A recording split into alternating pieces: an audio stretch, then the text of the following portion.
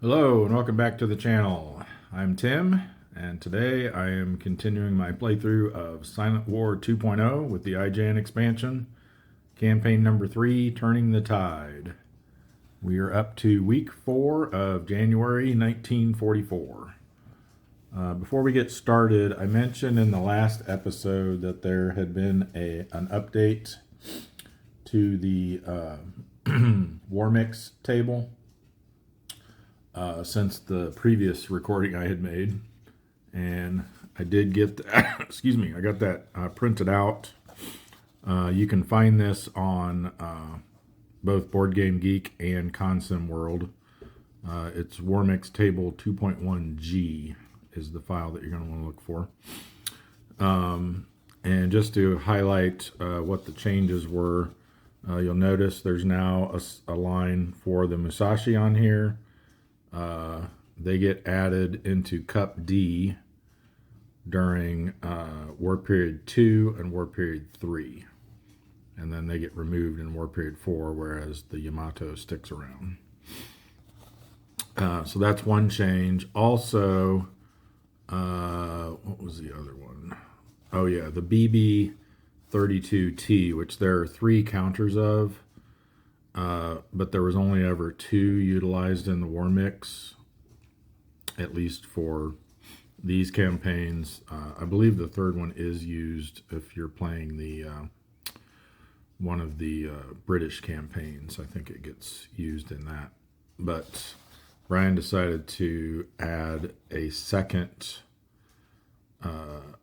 BB32T to Cup D during War Period 2.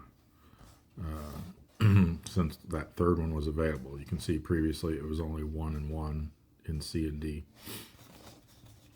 I believe those were the only 2 changes that were made to it, but just to let you guys know that. And I have added the Musashi into Cup D from this point on. Since this scenario is going to end once we reach War Period 4, they'll be in there until the end of the scenario, unless we manage to sink them. But so, like I said, just wanted to make you guys aware of that and where you can find that updated War Mix table. So let's go ahead and proceed. As always, we start with the war event phase. So if we get a 0 to 3 on the black die, we will have a war event, which we do. Let's find the scenario book here and see which one it is.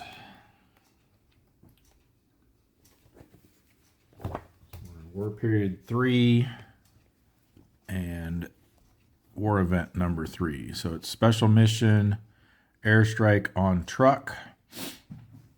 Player must deploy 10 submarines to truck. Only contacts with C2 and TF results are used. So let's see. Truck is right here.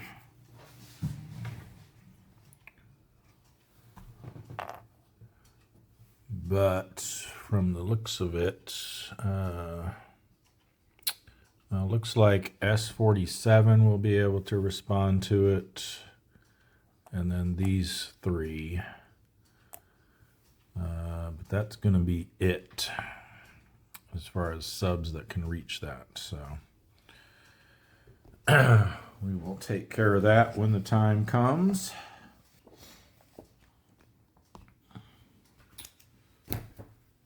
All right, next up is our torpedo improvement phase. If you remember last week, we had crossed the 485 threshold. I think we were actually at 497. So the next threshold we had to meet was 500, and we managed to get to 504. So we will be doing another roll. And you can see we're on this one, which says, let me zoom in here a little bit so you can see it better. To reach +1 from ±0, Once we reach 500 ships sunk, we need to roll a 5 or higher. So we now have a 50-50 chance of improving our torpedoes this turn. Let's hope that we manage to do it. Back to regular zoom here. All right, 5 or higher, come on. There it is. All right.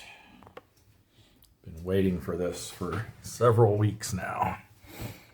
So we are now at +1 torpedo level. This is going to be awesome.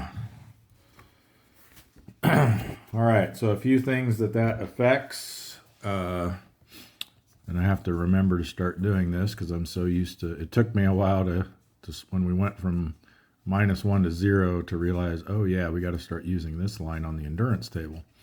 So now we get to use this line on the endurance table. So it will be more likely that our subs will be able to stay out. And more importantly, when we're rolling or when we're calculating our attacks, excuse me, we'll get to add +1 to each attack that we make. So let's say, for example, our sub is attack rating of 7, and we're sending everything against one ship. Well, we now get to count as having 8 attack. Even better if we decide to split our attacks. So say we send 4 of that attack strength against one target and 3 against another one. Each one of those attacks gets a +1 modifier, or +1 added to it. So we're actually sending, in that instance, 5 attack at the one target and 4 attack at the other target, which effectively raises our total attack value by 2. So that will be very nice. The other thing is when we're rolling on the attack results table, we're adding our torpedo value to that. So now instead of just getting whatever we roll, we add 1. So for these small ships now that are 1 to 4,000 tons, assuming we get a hit, no matter what we roll, we're at least going to damage it. So that will be nice as well. So hopefully we'll be able to sink a lot more ships each week than what we have been doing. Lately, we haven't been doing that great. I think last week we only managed to sink 7 ships. We got some nice tonnage because we got that battleship in there last week, but only 7 ships sunk last week, which wasn't that great. All right, enough of my rambling on about my excitement of increasing the torpedo value. Let's move on to the intelligence and weather event phase. So we'll do our ultra roll. We got a 5 this time. And 5 is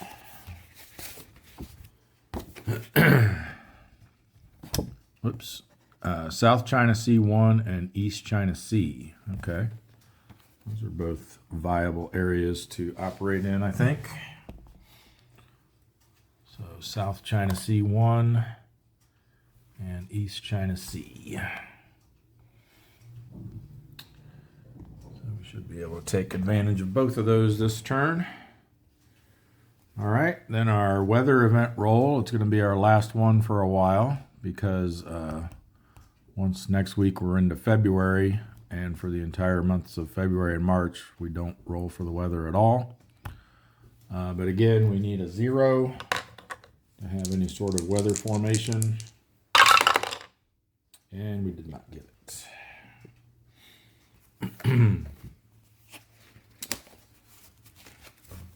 That will conclude the strategic segment and move us into the RRR segment. So no submarine reinforcements this week. We will be getting some next week. Ready submarine phase. Excuse me. All right, so all these that are ship side that failed their rolls last week are now ready for sea. And we have one here at Pearl Harbor, Remember, we left this guy here last week because we want to try to build up to where we have 3 ready for sea and we can form a wolf pack. This one at Fremantle and this one at Dutch Harbor. Then we roll for our ones that are in the broom boxes. So starting here at the Bushnell, we've got the darter needing a 5 or less. Let's get this a little more centered. They got it. The muskellunge needs a 5 or less. They got it.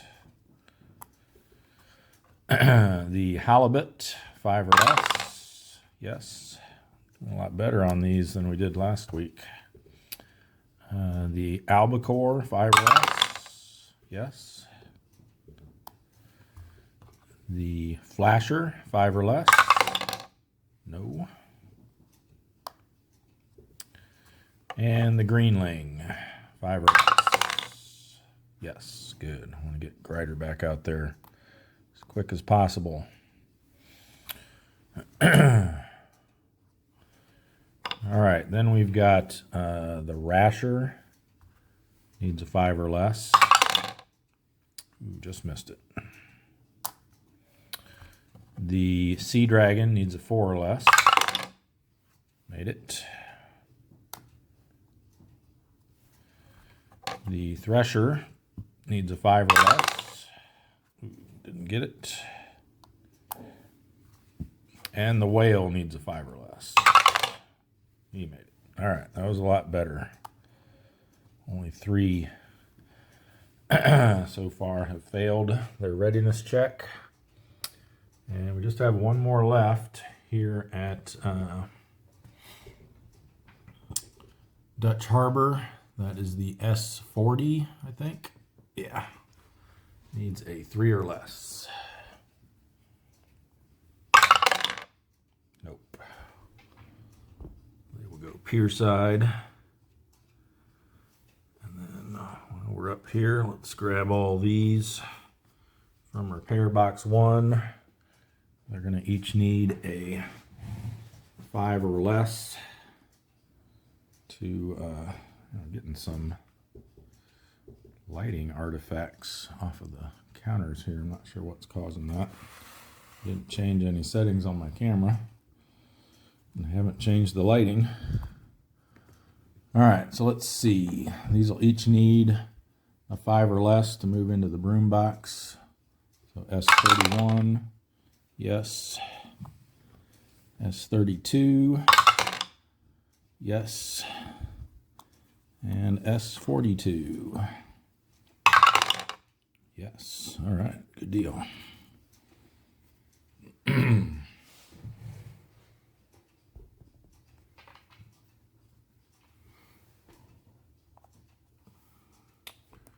right. We just have the one here at Brisbane, the porpoise. They failed last week, so let's see if they can get it this week. 6 or less. Yes, they do. And then these from Pearl Harbor will need an 8 or less. We got the, oh, that's really annoying. We've got the, what is that, the Apagon. Ooh, just barely. The Rattan. Oh, they failed. And the Capelin. Ooh, they just barely made it too. All right. The song says 2 out of 3 ain't bad, right?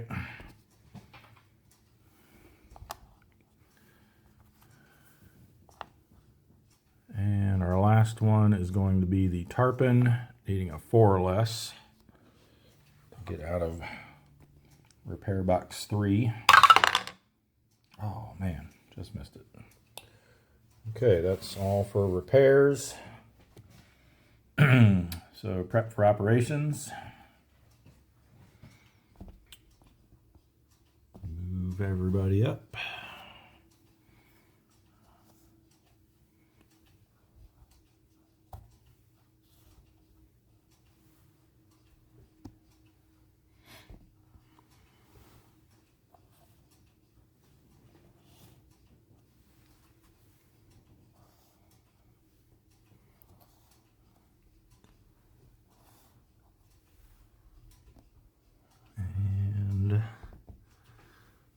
So C and C of Japan. I believe that's all of them. All right, on to the operations segment. So we can take care of these ones that had to weren't able to get in at the tenders and have to head back to Pearl Harbor. So we got the what is that? Something fish, batfish. That's it. They don't need to do a transit event check. Roll for their damage. 4 is going to be light.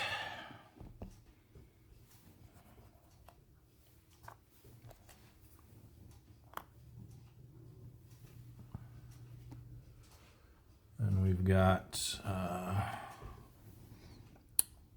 several here. 3 of them, in fact, that couldn't get there. None of them are going to need to do transit event checks. We'll just move them all at once. And for their damage rolls, we've got the runner. 3 is also light damage.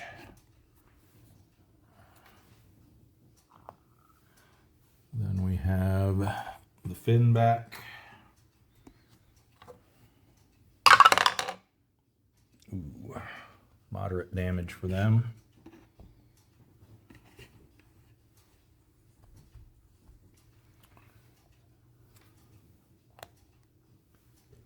And the billfish.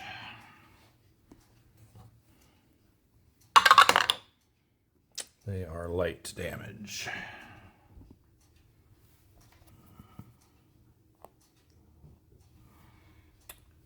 All right. Let's see what our tender situation is over here. So we've got 5 at the Fulton, so they can take 2 more till we move those out. Looks like we've also got 5 at the Sperry and 5 at the Bushnell. So they can each take 2 before we have to start moving some out.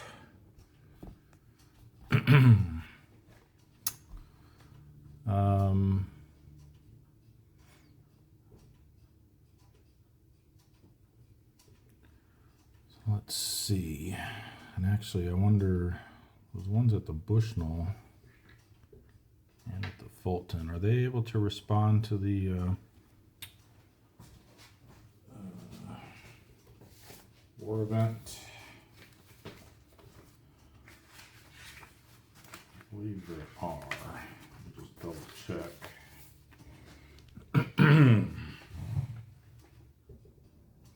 Okay, yeah, so I went back and reviewed some discussions we had about this on Board Game Geek a while back, and it is true that submarines in a base that is adjacent to the op area that the SMZ points to are able to respond to the war event. And that's covered here. We kind of cleaned up and clarified the wording here in 5.2, where it says, if the player does not have enough submarines to enter the zone via patrol movement, non-RTB submarines that are transit side up in or adjacent to an op area with the SMZ must be moved into the SMZ during the operations segment. So they first move into the op area using transit movement, then flip to patrol side before moving into the SMZ. So yeah, all these subs that are ready for sea at the Bushnell, which is in the South Philippine Sea op area, and therefore adjacent to the Carolines, excuse me, and the Fulton, which is over here in the Marshall Islands, which is also adjacent to the Carolines. Those are all eligible to respond to that war event. So it looks like we will get our 10 in there. We just have to decide which 10 we want to send, and I would prefer it would be some less capable ones, just because they have to immediately come back.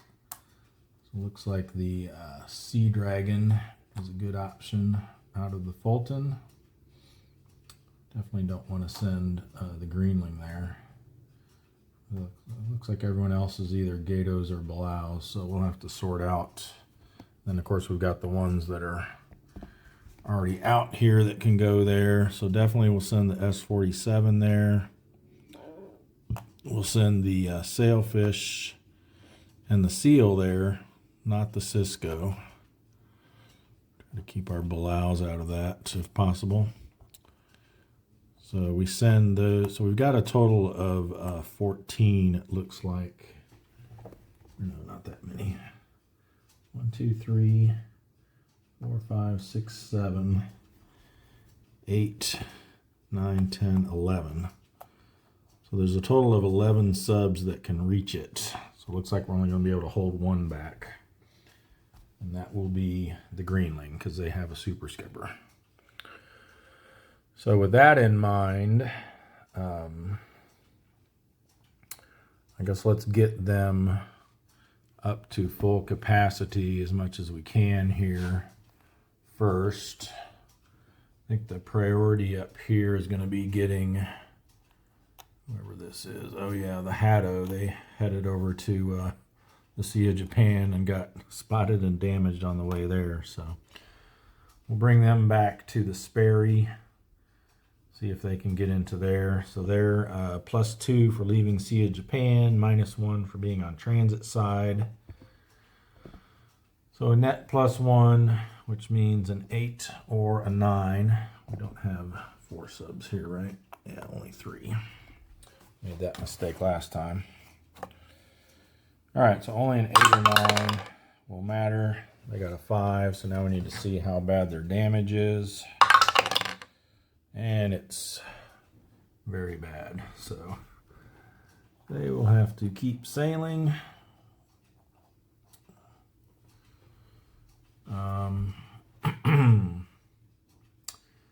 Then let's see. We might as well send this guy back to Dutch Harbor. They won't need to do a transit event check, but they will need to roll for damage since they're returning to Dutch Harbor. They got superficial though, so they are fine. And they will go to the broom box. I think this is the first time in a long time we've had no damaged subs operating out of Dutch Harbor. All right, let's see who else we can get back.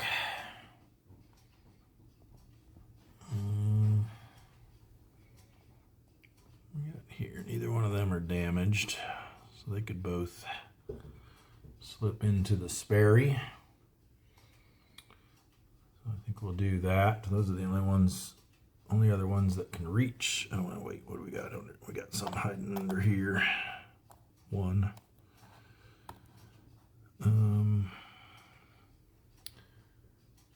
That's a Gato. That's a Gato. That's a Gato, so really doesn't matter a whole lot, I guess. Let's try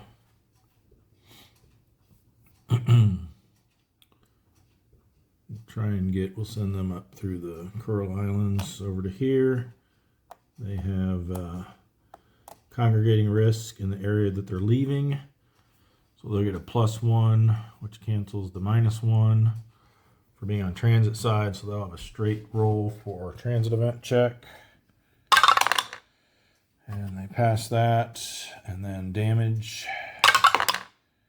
They are too damaged to stay there, so they will sit and make their way back to Pearl next turn.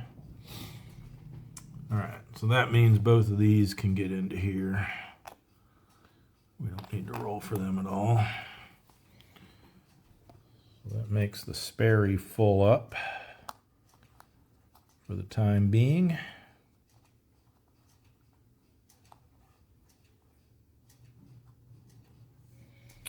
And then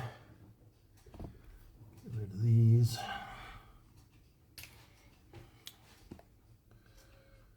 let's see, we've got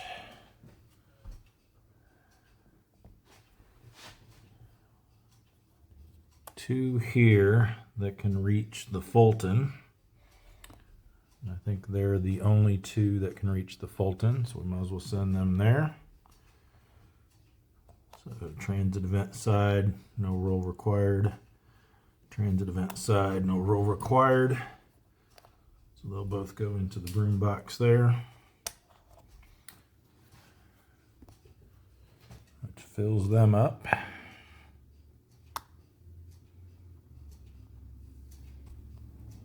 And then these two, I think it's just two. Yep. Can make it to the Bushnell. No transit event check needed. That worked out perfectly. We were able to get everybody back before we had to send anybody out. All right, so why don't we go ahead and deal with this SMZ.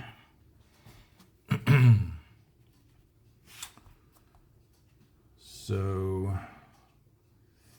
although we probably want to, let's see, because they're going to have to RTB immediately when they're done. So they'll have to RTB either to the Bushnell or the Fulton. Otherwise, we'll have to send them down to Brisbane or back to Pearl Harbor. So we probably want to open up some space first before we have these ones that are out here.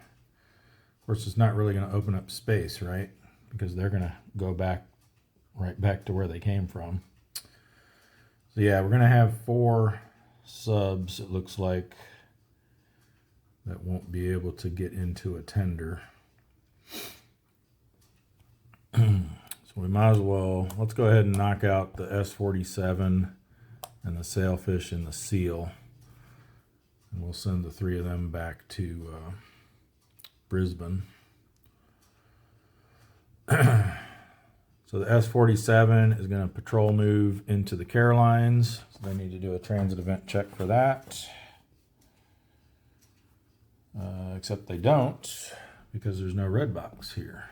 That's right. So no red box, which means they also won't have to do a transit event check with a +2 modifier when they move into the SMZ, since there's no red boxes. So we're good there. So they will just move into truck, and we do a search and contact with using this op area's activity chart, and then whatever result we get is increased by 1 level as far as the density that we get. So a low density becomes, or a sparse becomes low, low becomes moderate, moderate becomes high.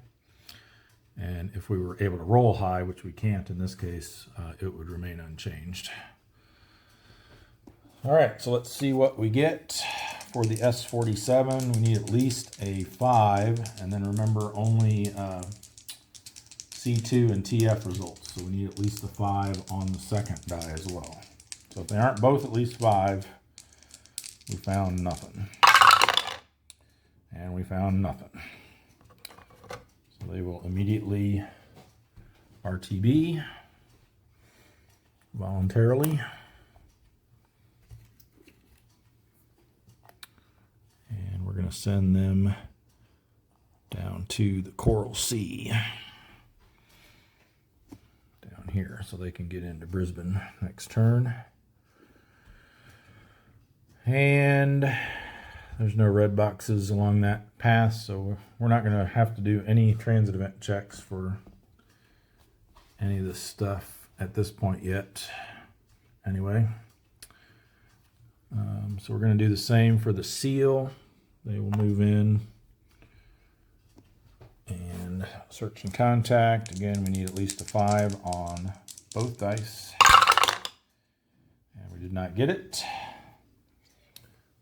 They will voluntarily RTB and head toward Brisbane.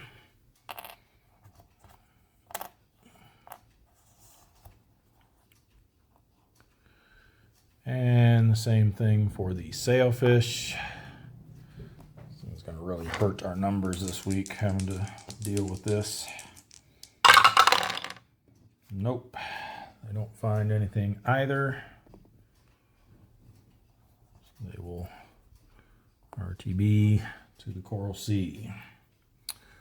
All right, so I think next, since we want to be able to get the Cisco back into a tender, so we're going to need to open up a spot. So I think we're going to send out, we had one, it was the Sea Dragon, that's not either a Gato or a Balao, that he's coming out of the Fulton. So up here, so I think we'll send them down toward Brisbane as well after this. So they are departing from the Fulton, which is in the Marshall Islands, which is adjacent to the op area where the SMZ is. So they're going to do a transit move to here. Again, no transit event check needed because there's no red boxes here. Then they will flip to patrol side. This is the only time that you're allowed to flip to patrol side during the operations segment, or during the patrol movement. Well, whatever. Other than during the transit movement phase. I'll put it that way. It's the only time you can do it at this point in the operations segment. And then they will do a patrol move into truck. But again, no transit event check needed because there's no red box. And we'll see if they find anything. Hey, they do. So a 5 and a 7 is sparse, which is going to get upgraded to low. 7 is a large convoy. So we've got a low density, large convoy, 2, 2, 1, and 1. All right.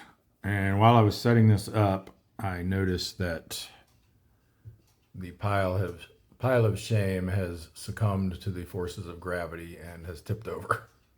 So we'll have to do something about that. Probably split it into a couple of piles. Must have bumped the table too hard or something. All right, so here's what the Sea Dragon has discovered. So I think we're going to have them just set up over here. See if we can get some of this low-hanging fruit.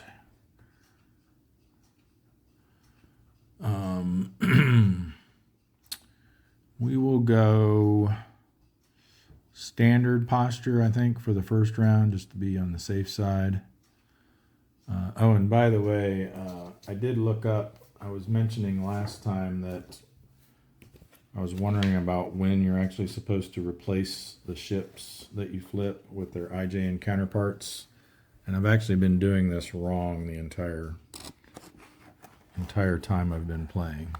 It doesn't have much effect other than like if you use radar to unflip something, you'd get to know what it was before you decide to unflip it, because it says right here, when a generic non-named Japanese warship from the SW set is revealed, that is, a target counter is flipped face up, revealing a white playing piece with a Japanese warship on it, but not a diligent escort, CC below. The player immediately replaces the SW set counter with a counter drawn from one of the IJN set warship piles and tells you where to take them from. And then same wording under here for the auxiliaries as well. So we're supposed to be drawing those as soon as we flip them, i.e. before you unflip them with radar. So we'll start doing that from now on. Like I said, it hasn't made a whole lot of difference, but it could in certain cases. You may decide, okay, that's only the destroyer only has half ASW. I won't bother unflipping it because I might reveal something a lot worse or whatever. So plus then you know exactly what you're dealing with if you decide to target it and so on. So let's see what we got here. We're going to have to flip all 4 of these. So Just go ahead and do it. Oh boy. Yep, good thing I went standard.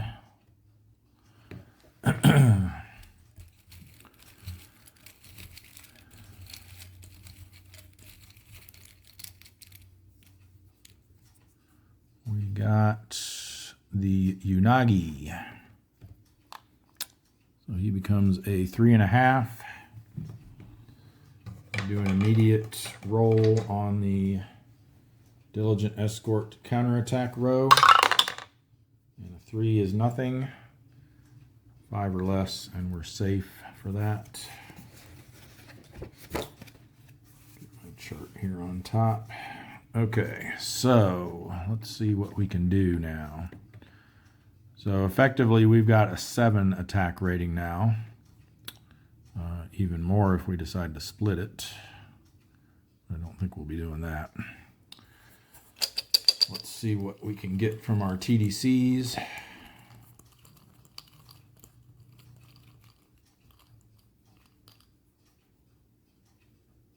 Come on.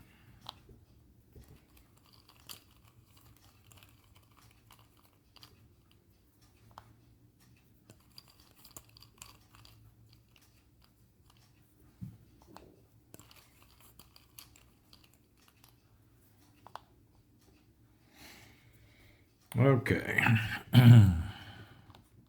Ooh, very good. On the 7,000 tonner, too.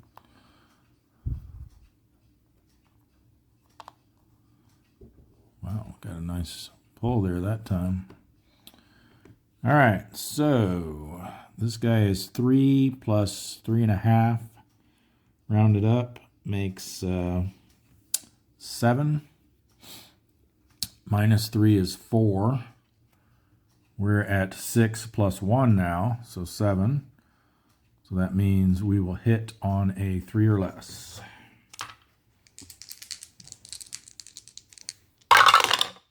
No, 9-9, wow. Glad I didn't get that on a transit event roll like I did last time. Okay, so that's a miss. They will get to counterattack with 3.5 becomes 4. No red boxes, and then 3 for the war period makes 7. We've got 3 defense, so they will be on the 3 to 4 row with no modifier. 7 is not going to be good. Unfortunately, it's only spotted.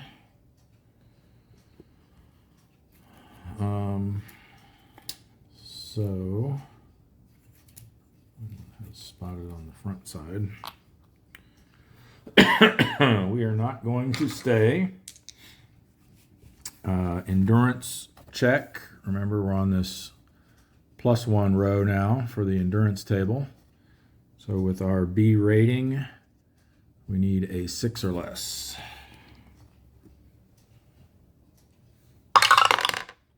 Got it, and then we'll roll to see if we lose our spotted marker, and we do. I did just happen to think, you know, I've been skipping the checking for losing spotted markers during the conclude turn phase, since we've been checking them, you know, basically as we get them at the end of that submarine's operations segment. However, we do need to check for ones that were previously spotted that weren't able to lose their spotted marker right away. Like I just noticed, there was one out there now that's spotted, so we'll need to remember at the end of the turn to still look through for those. But it will be a lot less than what it normally is if you're trying to find all of them. All right, so they pass their endurance check, so they will go. What am I doing? They don't even do an endurance check. They're operating in an SMZ. So they skip the endurance check and they voluntarily RTB and head. They will also head down here to the Coral Sea. Now we should have room in our tenders for everyone else that responds to this event. So we can go ahead and do, I think I probably want to get the Cisco in at the Bushnell. So let's move somebody out from there.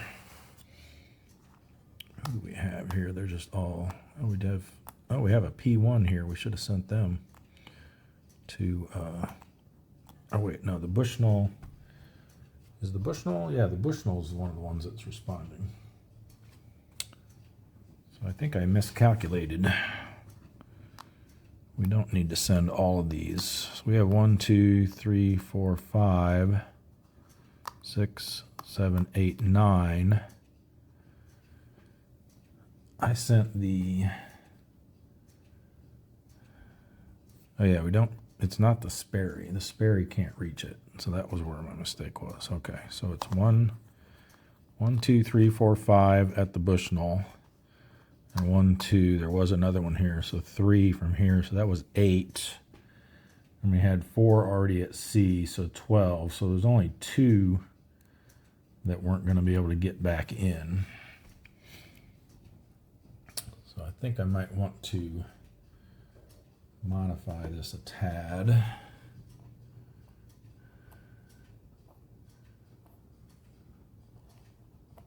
How can we do this? We have a free space at the Fulton now, so this, yeah, new S2, new S2, new S1, S3.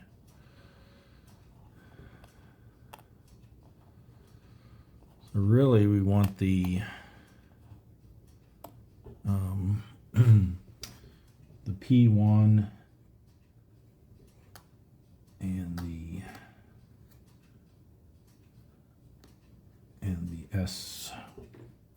S3 to be the ones that don't make it back into a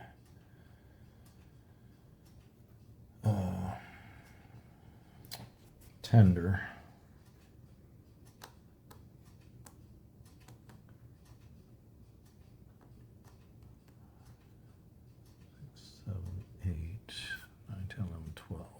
So, oh, but still, they're still not going to be able to make it back in because we only got 1, 2, 3, 4, 5, 6, 7, 8. There's only 8 spots available.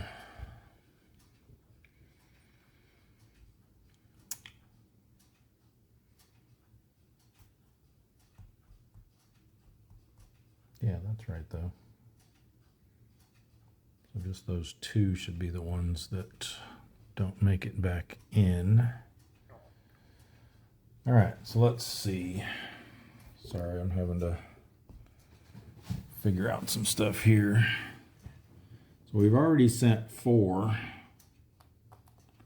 to the war event, so we need to send 6 more. So we're going to send this one.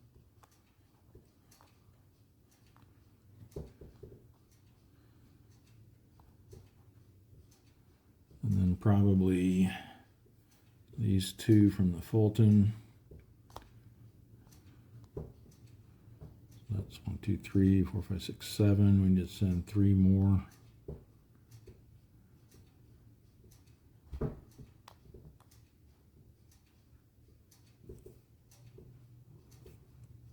Yeah. So everyone except this Balao. So how would we get, figure out how we can get a little bit 2 back in here then.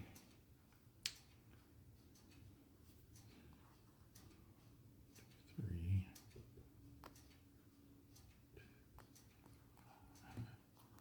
6, 7, 8. Okay, I think I got it figured out here. So I should have sent the Sea Dragon instead of down there back to the Fulton where they came from. So we'll just go into the broom box here. And then for one of these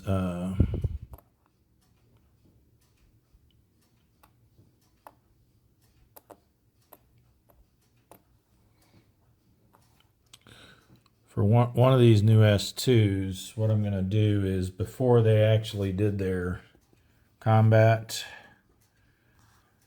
is I'm going to send out the archer fish, which isn't needed to respond.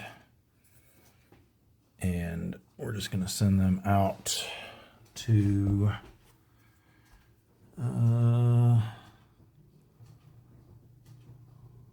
we'll probably just send them up here to the, we don't want to send them to the Empire Pacific yet because they're kind of they're going to be crowded with ultra area traffic, so we'll just send them up here to the North Philippine Sea. And then that would have cleared up a spot where the sailfish could have, when they were done, they could have gone back to the Bushnell.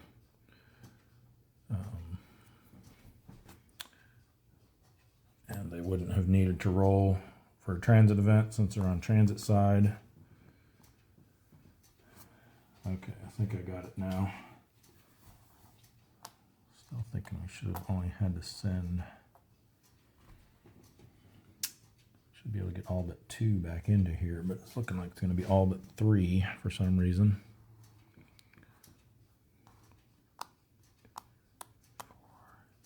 4, 5, 6.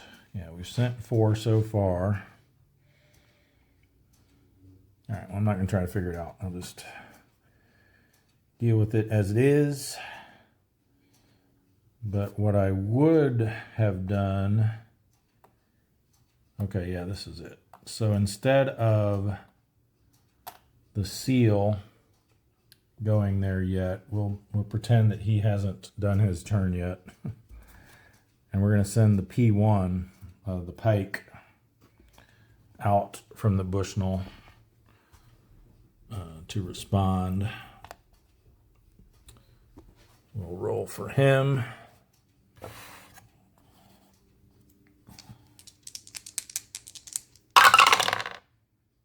Did not find anything. And then they will voluntarily RTB back to the Coral Sea, which means the seal, when they did theirs, they could have gone to the Bushnell instead. Just kind of doing these in a different order to kind of shuffle things around where I want them, since I miscalculated the first time on how many I could get in. All right, I think we're straight now. So we've done 5 so far, so we've got 5 more to do, which are going to be these 3 and these 2. All right, so why don't we just do the whale next?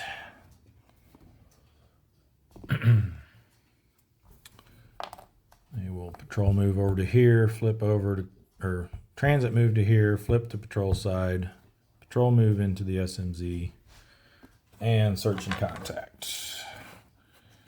Needing 5s on both. Nope. So they will voluntarily RTB right back to the Fulton. Do the same thing with the hake.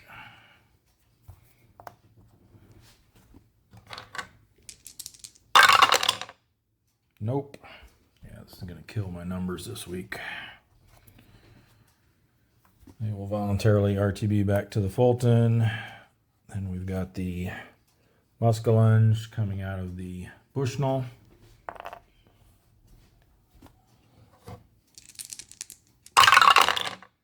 Nope.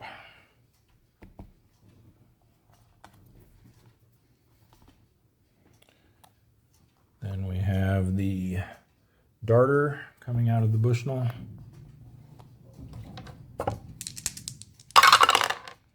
Hey, there we go. 9 and 7.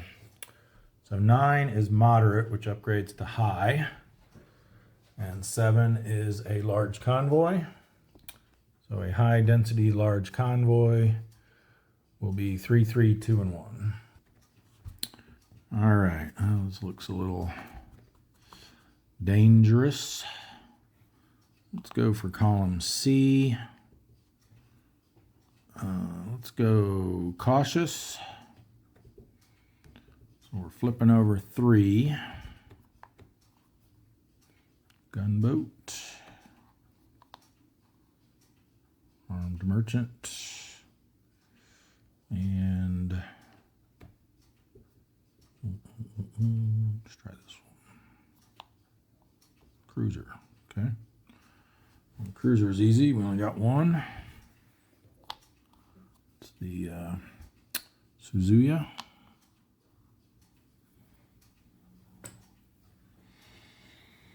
All right.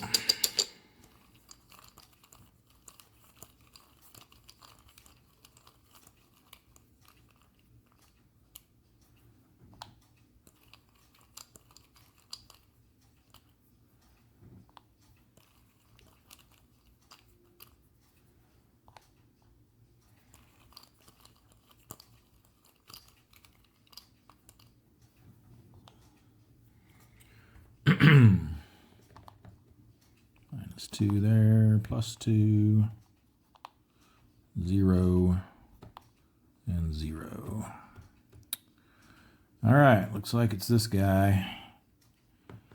We've got 1 plus 1 from that is 2, plus another one for being a column over makes 3. Minus 2 is 1. We're at 8 with our plus 1 torpedo value now. So it's going to be a 7 or less to hit. Do we want to contemplate splitting it at all? This would be 5, 6, we're 8. So this is only a 2 to hit. So no, I don't think it's worth splitting. I mean, let's go through the exercise just so you can see the difference that the plus 1 torpedo value will make. So if we only target the gunboat, that's a 7 or less to hit. If we only target this, it's a 2 or less.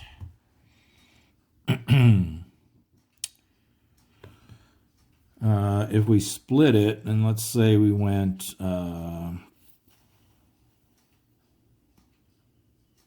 we probably don't want that to drop hardly at all, so we probably want to send like 6 here and 1 here. Let's see what that would be. So we send 6 here, we add the plus 1 to make it 7. So this becomes a 1. And then we only send 1 here, but we get the plus 1 from the torpedo value to make it 2.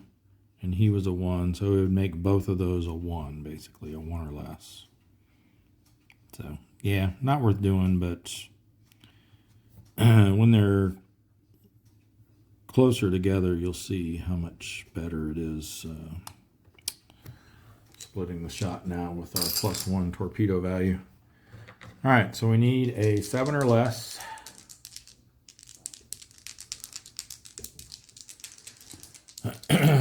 And then again, if we hit it, no matter what we roll, it's going to at least be damaged. And we got a 6 and a 1, so that's all it's going to be is damaged, unfortunately. Because 1 plus 1 is 2, still only damaged. And unfortunately, I'm planning on moving away from that ship, so we won't get a second crack at it. Let's see what happens in the counterattack first before we say that.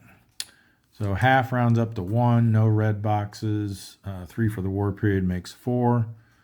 We got 4 defense, so they're rolling on the 0 column with minus 1 modifier, actually, because we're so actually no matter what they roll with a minus 1 modifier, nothing will happen to us. So they got a 5. All right. So yeah, we're gonna slide over here. Oh, the other thing too, I just realized, since we were cautious, if we had done that split, it wouldn't have been what I calculated, because only one of the targets gets an unmodified TDC. All other targets get a +1 to their TDC markers. So it would have been even worse than what I figured. All right. Plus they get a +1 to the attack roll, I think, too. All right. Anyway, we're going to... Yeah, let's switch to standard in case we do get a split shot opportunity. Ooh, a battleship. Let's see who it is and if we're allowed to find them here. You know it's not going to be the Kongo. They're sitting at the bottom of the sea. It is the, oh, it's a Kongo class though, so we can find it here. It's the Haruna. Excellent. It goes into column D, or cup D, I mean. All right, let's get us a -3 on that one. It's going to be tough without the aggressive posture, though. We do have our +1 attack, though, so that might make it doable.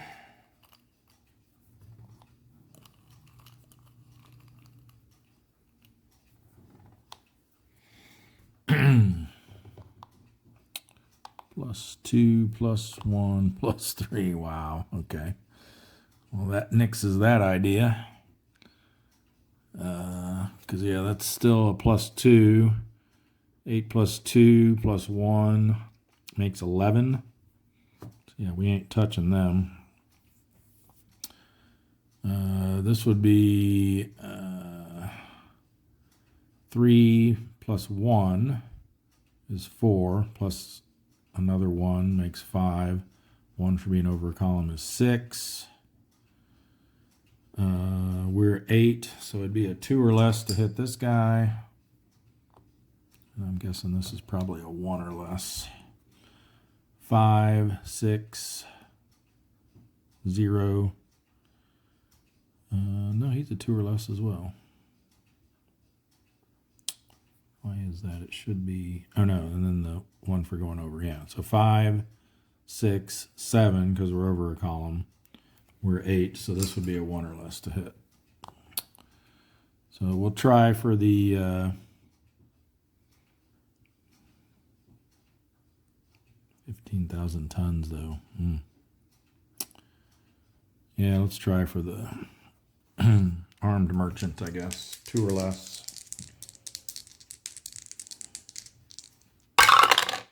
Hey, we got it. And that 8 becomes a 9. So absolutely sunk. An AM 5T. So let's see. Week 4, January 44. And that is the darter. It's an AM 5T. And as a bonus, that means we don't have a counterattack. So another ship and 5,000 tons.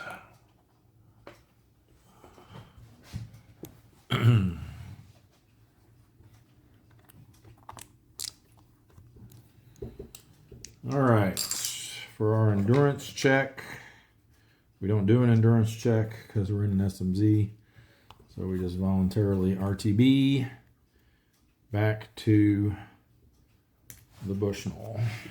And then our final sub responding is the Ray. Search and contact for them. Nope. So they will voluntarily RTB back to the Bushnell. And that ends our war zone requirement. So I will remove this. So we know it's already done. And now we can start doing some real stuff with what little we got left. All right, so I think we go to our ultra areas. We'll have these two patrol here, and I think we'll also have the Cisco come over there because we've got 4 up here. 1, 2, 3, 4 that can move down into the East China Sea. So let's start with the skipjack. They get a +1 to their search and contact roll, which is a 5-0, which will be low density small convoy. We get to add 1 to each column. So 3, 3, and 2. All right, we got a couple no solution markers here, bad angle, and too far. I think we will have the skipjack set up here in column B and go cautious posture. So we'll flip these 3 red balls over. Combat event. Haven't seen one of those for a while. I don't think we had any last turn. 0. Target lumbers into way.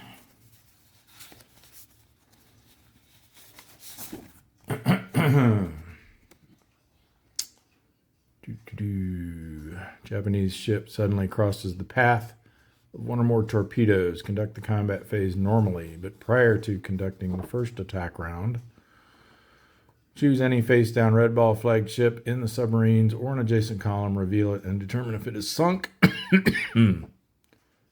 Excuse me. So I believe we continue revealing until we are ready to attack.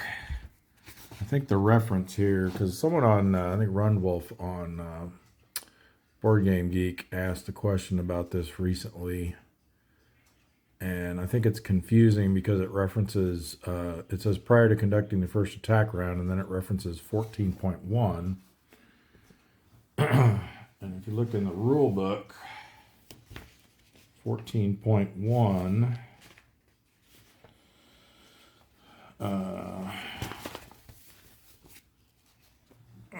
starts off with submarine placement, attack posture, you know, and then revealing Japanese ships.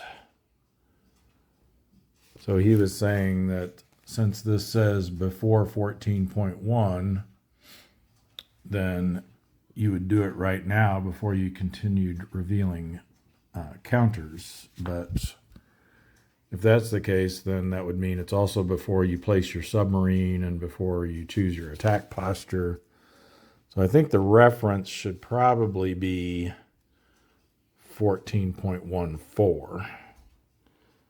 So it's before you place TDC markers and all this here. So that's the way I've been playing it anyway, is you finish revealing and then you choose a face down red ball. So I'm going to continue doing it that way.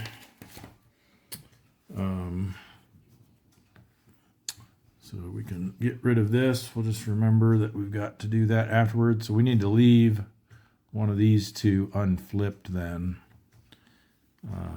in order for that to work. So I think next we will reveal this guy. Okay, good. So that's 2. Then we have to reveal 1 more. And I think to be on the safe side, since neither of these could possibly be diligent escorts, we'll do this one. And we'll unflip it. We'll flip this one instead and hope it's a light cruiser. And it is. All right, good deal. So then before we place our TDC markers, we will choose this as our face down red ball. We will reveal it. we get an automatic hit against it, and we just roll on the damage table or the attack results table to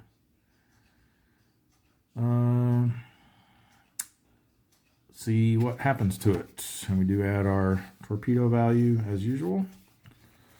So again, no matter what, we'll at least damage it. And if we get a 2 or higher, then it's sunk. So we'll use this die since this is usually what we use for our attack results. And we got a 4, so it is indeed sunk. So Skipjack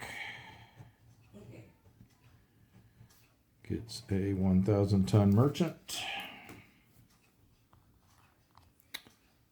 Goes in cup B. Rack that up here so both markers just move up 1. All right, now we can place our TDC markers, which will be on everything that's left. Oh, and I did it again, even though I said I was going to start doing it correctly. This should have gotten replaced immediately, and so should have that, before unflipping it. So we now know that it's the Uzuki with 6 defense. So we will unflip that, or yeah, unflip it. That's interesting though, because now it no longer has a rising sun on the back. So does that mean we don't have to flip that over in the reattack round? I don't know. Kind of weird. I'll have to find out how that should be handled. Because in the reattack round, you have to flip over all of the rising sun flags before you can flip over any red balls. But now you no longer know, was it a rising sun or was it a red ball? So maybe we keep it with it, just so we know that. I don't know. We'll do that. So we'll know what kind of back it had. I'll have to ask Brian about that one.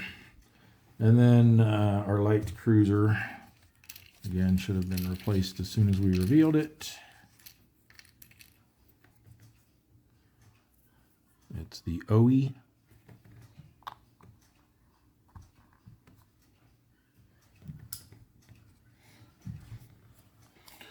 All right, now for TDC markers.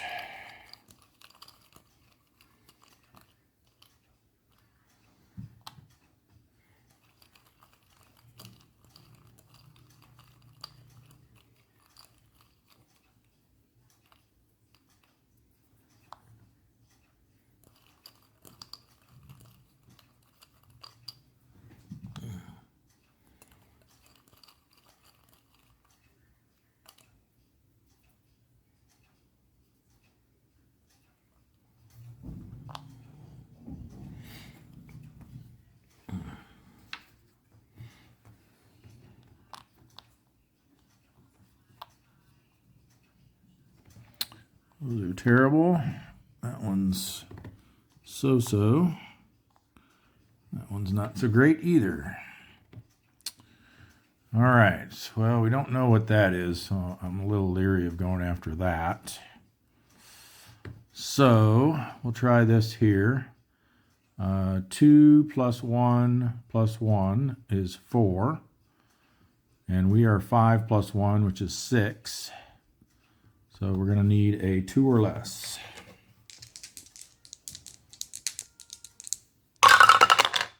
Nope, just missed it. All right, no counterattack. I think we slide over here for the reattack round. We'll go ahead and stay cautious, I think. Yeah, let's go. Yeah, let's stay cautious. That could be a diligent escort. What do you know?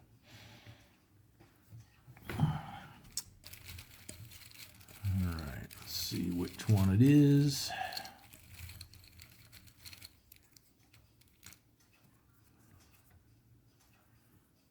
the Uranami. So they get 3 added to their ASW rating. So they are a 4. We need to roll higher than a 4 and not a 0 to flip them, or not flip them, but to make them not be diligent. And we did not. We rolled equal to a 4. So they get to do their counterattack. And they got a 7, which is going to be damaged.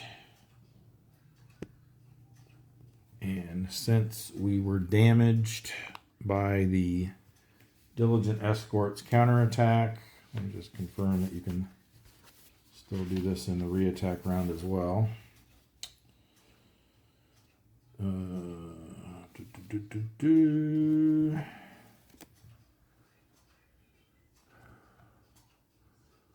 So it says here, now this is in the section on the first attack round, so I'll have to verify if this also applies to the reattack round, but it says about 3/4 of the way down there, if the submarine is damaged, the player may choose to withdraw from combat at this point, proceeding to the endurance check. Now let's see if that also applies in the reattack round. I'm pretty sure, I know it does not apply if you reveal, at least I'm pretty sure. Yeah, here it is. So if you end up targeting a face down marker that ends up being a Diligent Escort, you are not allowed to choose to withdraw from combat because you've basically already fired at it or decided to fire at it. Let's see, reattack. Choose to engage in TC marks. Ships with the rising sun must be revealed. You can still unflip. Attack.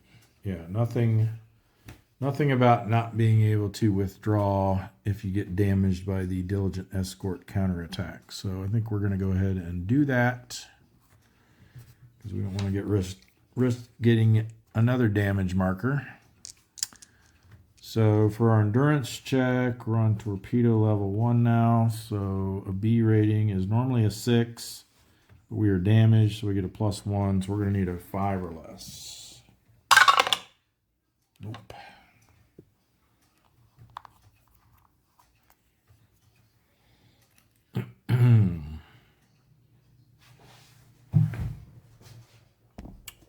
All right. Next we have the S44. +1 to their search and contact roll. 1-9. I think that's going to be a loner. It is. So let's get set up for that.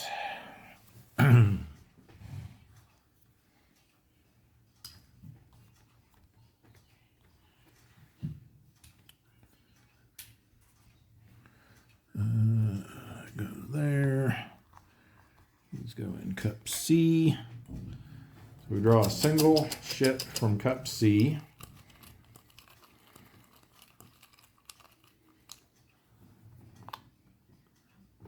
Oh boy.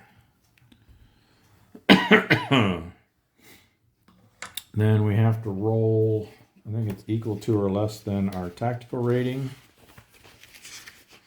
in order to set up in the same column.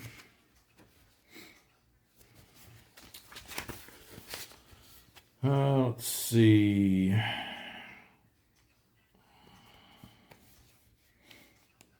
Yep. You get to subtract super skipper value, and it has to be equal to or less than your tactical rating. So we need a 2 or less for the S44. Ooh, we got it. So we can set up in the same column. We then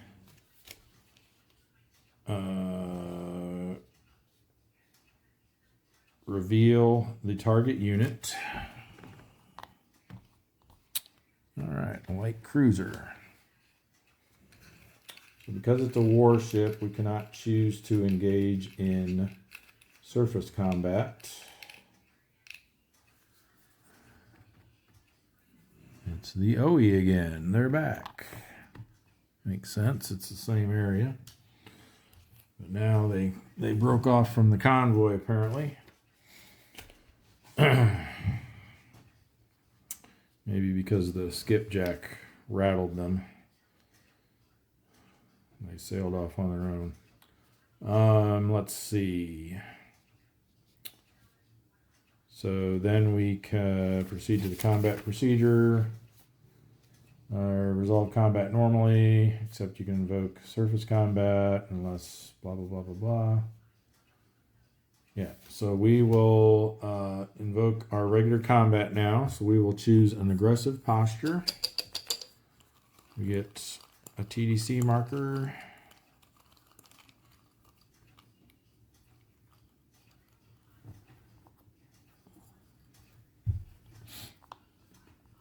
Only a 0, so that's -1.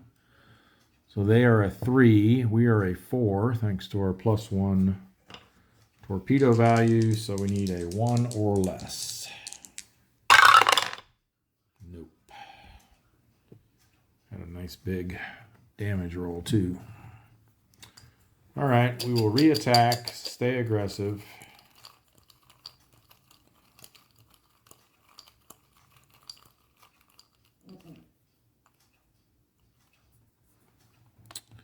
And this time we got a 0 again.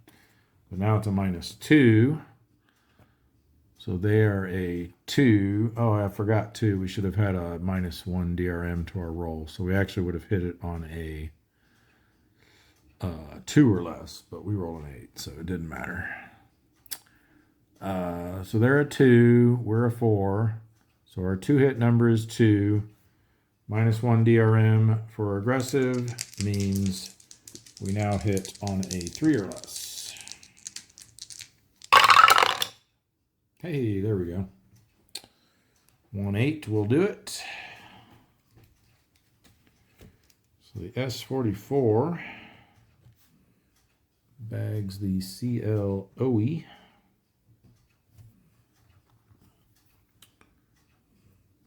Little line over the O, 5,000 tons.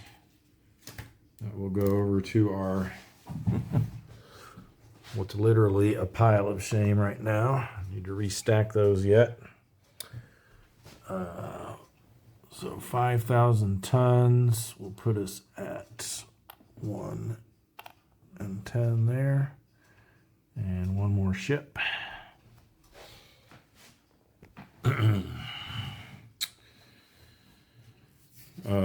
By the way, I didn't mention it when we passed our torpedo improvement check, but now in order to get to torpedo value of +2,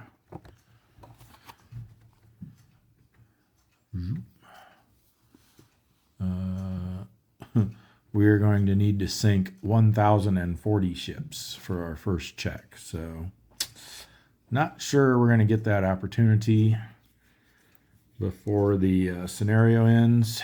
Basically more than double what we currently have. We're at 507 right now. So I doubt we will get to try to go to torpedo level 2. I'm assuming that's usually something that occurs in War Period 4, which this scenario ends when you go to War Period 4. So, all right, but enough of that. Now we get our endurance check. We do get a -1 since we only encountered a loner.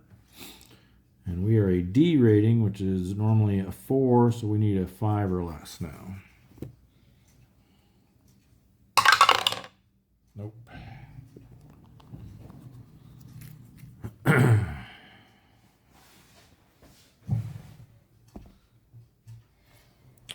All right. next we will send over the Cisco.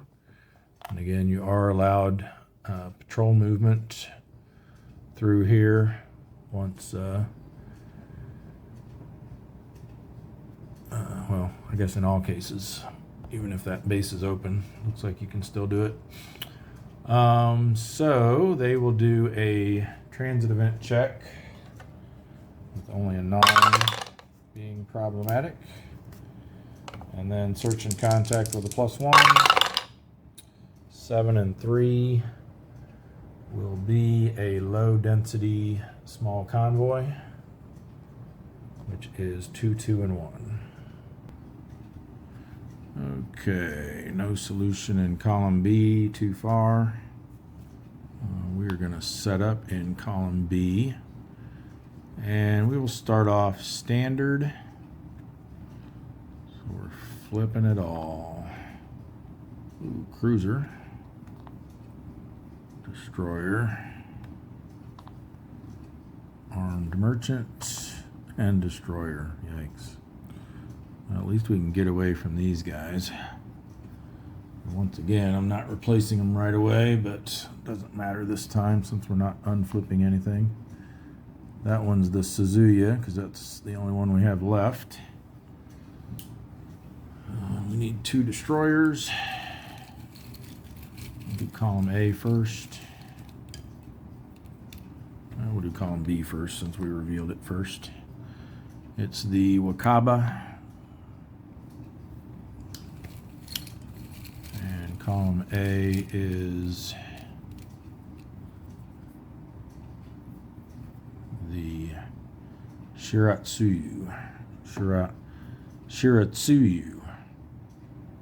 Remember, one of my viewers told me that the Japanese pronunciations, the syllables never end in a consonant. So that TSU is actually a syllable. So it's Shiratsuyu, not Shiratsuyu. All right.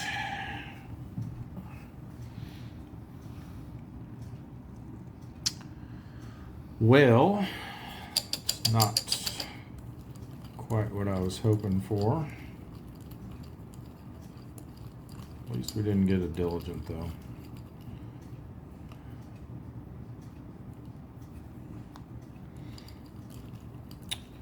And our Balao class does have 5 defense, so that will help out somewhat.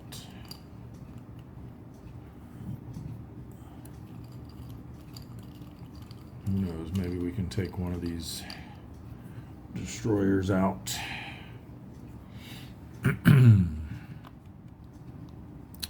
Before they know we're here. Ooh, maybe. Yep, looks like that's the play.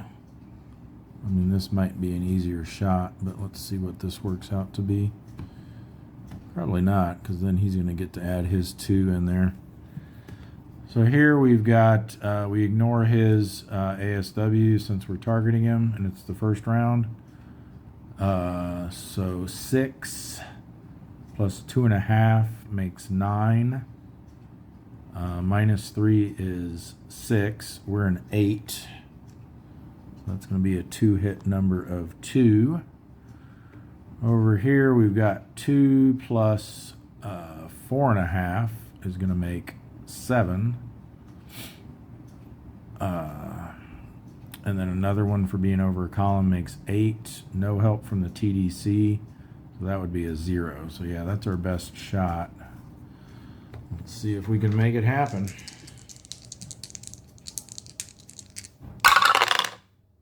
Oh, so close.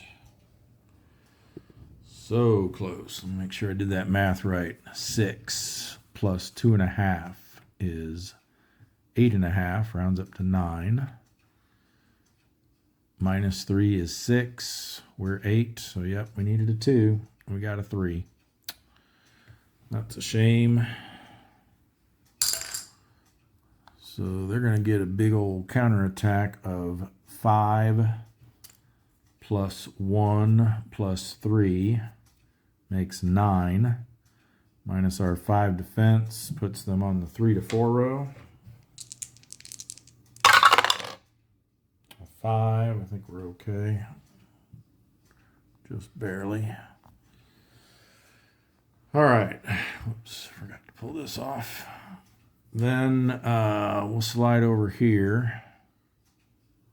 So we just got this guy to deal with this time.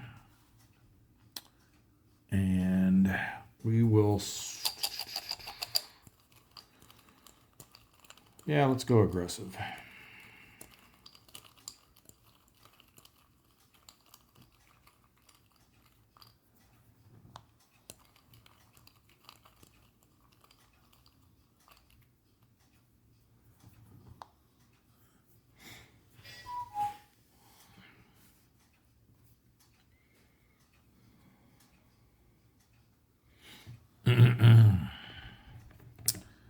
Okay, 0 and -1. Okay, there we go. That becomes a -3. 5 plus 2 is 7. -3 is 4. We're 8. So a 2-hit value of 4. And with our -1 DRM, we'll hit on a 5 or less. If we can take out their last cruiser. Oh, both of those were terrible. All right. This time the counterattack is only 2. Plus 1 plus 3 is 6. Minus our 5 defense puts them down to the 1 to 2 row. But they get a +2 this time. Ooh, that's going to be a 9. That's not good. That's going to damage us. Ugh. Came away with nothing but a damage marker. So, for our endurance check, we are A rating, which would normally be 7, -1, or +1 for our... damaged submarine means we need to roll a 6 or less. And we went aggressive, so we need a 5 or less, which we actually got. All right.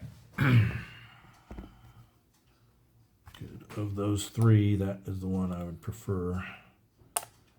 Got to stay out. All right, I think we move up to our other ultra area, the East China Sea. And we will patrol move the Silversides into there.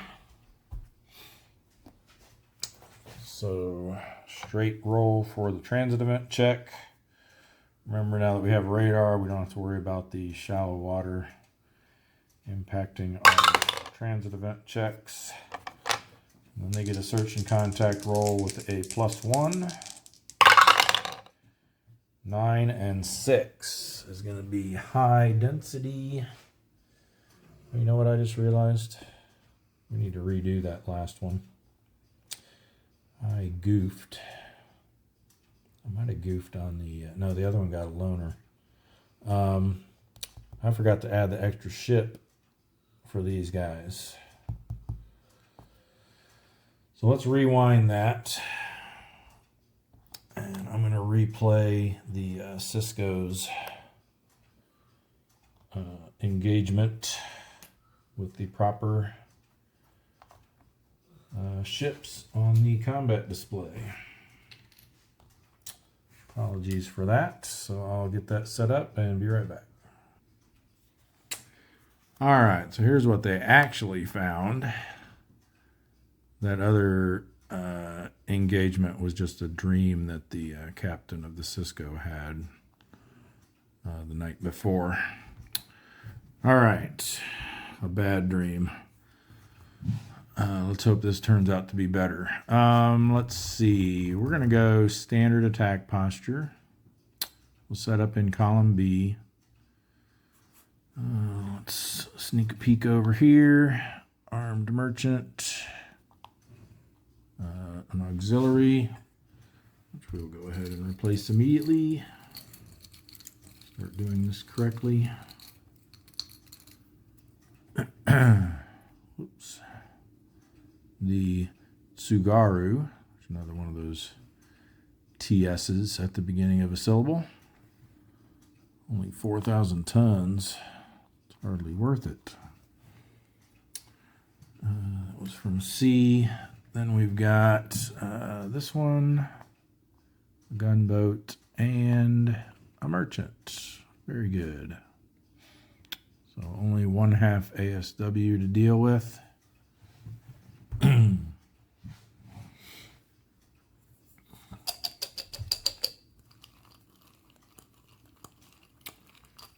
can get some better results this time.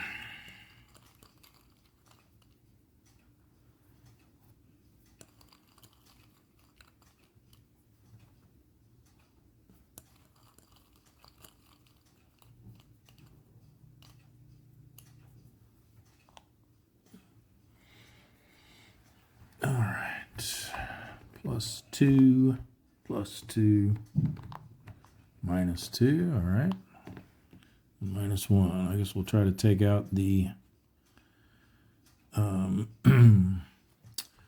armed merchant. All right, now we aren't able to use the targeting an escort rule on this because that's not an escort. I know some people have said that they house rule it so that it also applies to these non-DD/DE ships that have an ASW rating, but I play it strictly by the rules and do not allow that. So that's going to be 2 plus a half, rounds up to 3. They're over a column, so that's 4. -2 makes them a 2. We're an 8, thanks to our +1. So we need a 6 or less.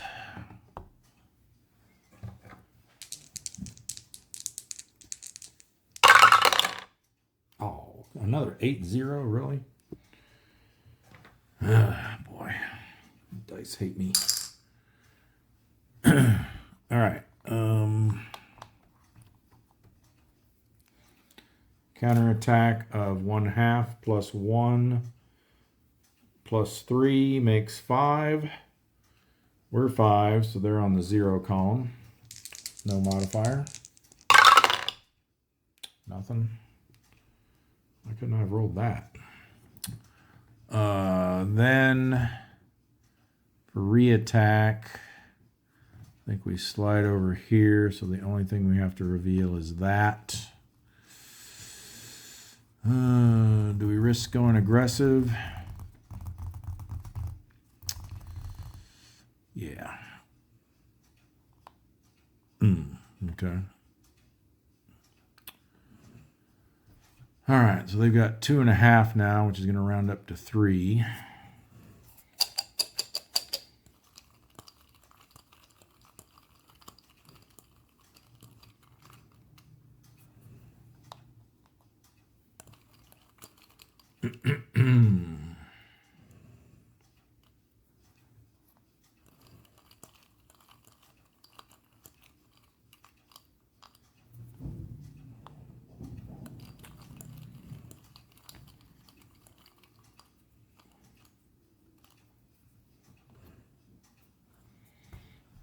Okay, -2, nice, -1, +2, 0. Well, let's see what we've got. Maybe a split shot opportunity here if the ASW doesn't throw off the numbers too badly. So, excuse me, they got 3 for their revealed ASW, so it's going to be 1 plus 3 is 4, plus 1 is 5, -4, so they're a 1. We're an 8, a 7 for the 2-hit value.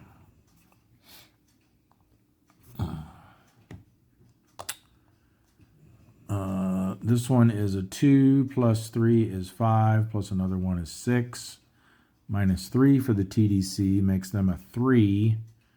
We're an 8, so that's a 5 for the 2-hit value.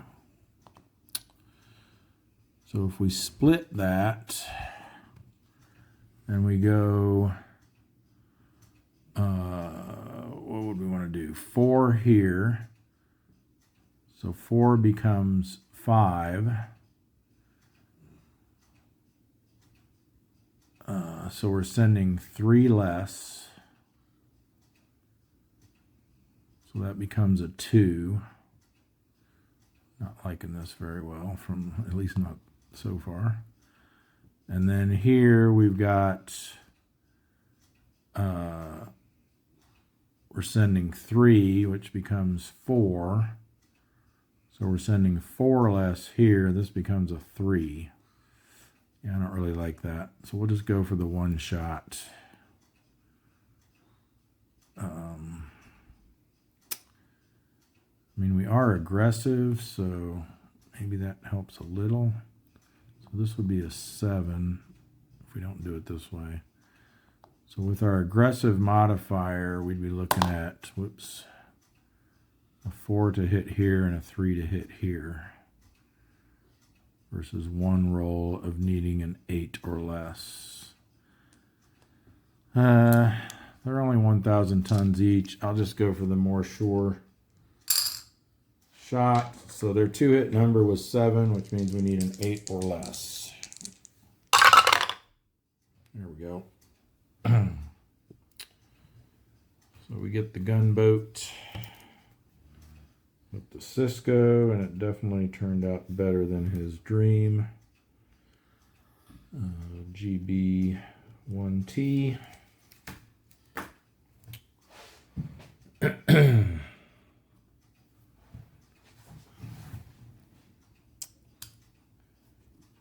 was 1 more 1,000 tons and 1 more ship. All right, counterattack this time is going to be 2.5, rounds up to 3, plus 1 plus 3 makes 7.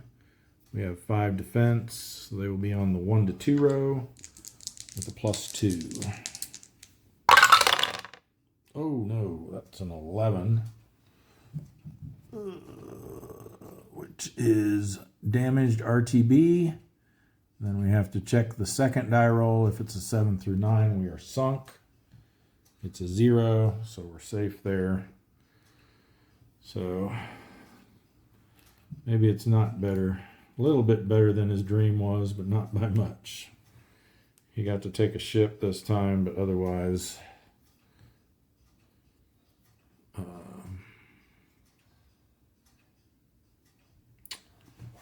not so good.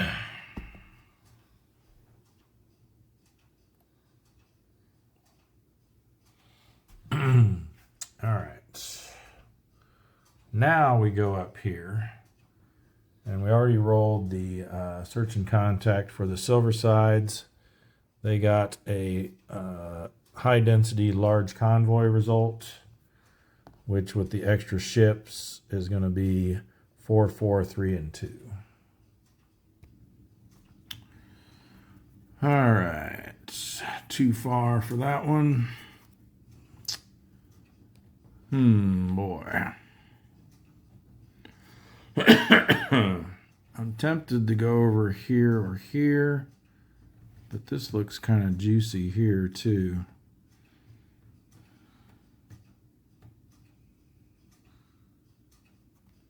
I think we'll go here. We'll go standard.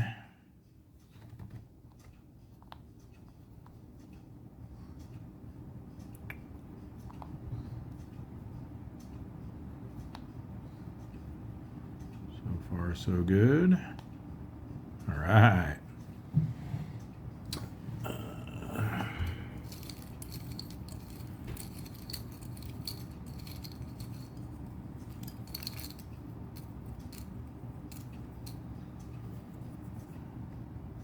Got the Katsuragi Maru. Katsuragi.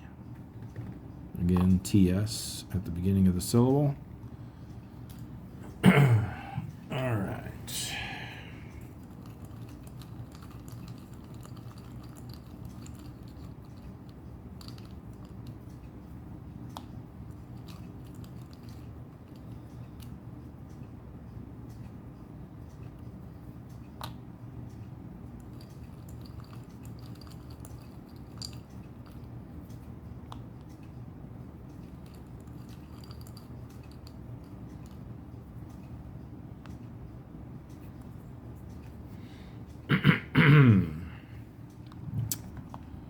+1, 0, -1, -3 on that little guy.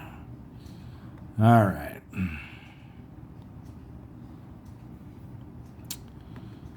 If we send everything here, we've got 2 + 1 plus another 1 makes 4.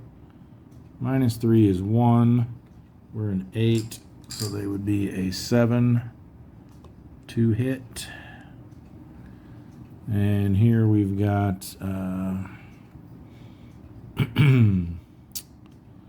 3 + 1 is 4, -1 is 3. We're an 8, so a 5 to hit. I think we go after this guy with that tonnage. Hey, 3 though. Is that going to be enough? That goes up to a 4. And they are 9,000 tons. Ooh, yes, just enough. Thank you, +1 torpedo value.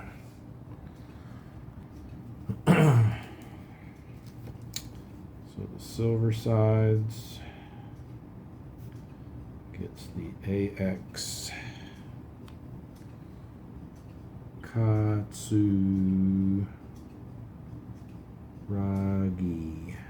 M, 9,000 tons. Over to the messy pile of shame.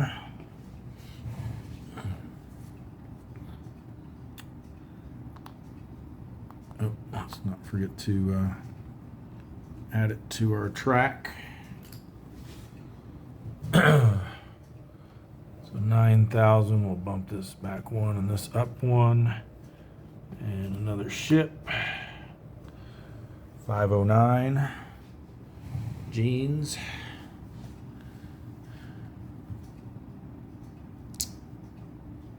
I think those are jeans.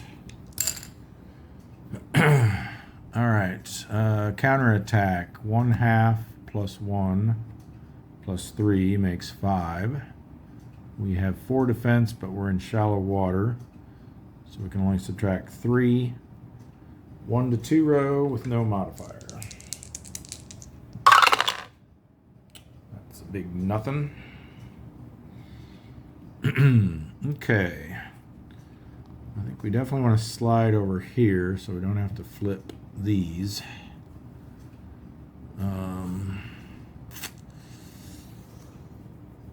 Could end up flipping quite a bit of ASW here, so I'm kind of leaning toward switching to cautious.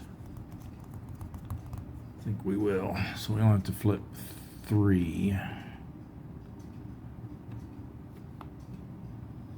Okay, well, there's no reason to unflip them because we're going to have to flip both of these IJN flags no matter what. That is the Nokaze, yes. And another one, see what I mean? And what do you bet one of these is as well? But I'll be able to unflip it at least. That's the Yamakaze. And, okay, 5,000 ton merchant.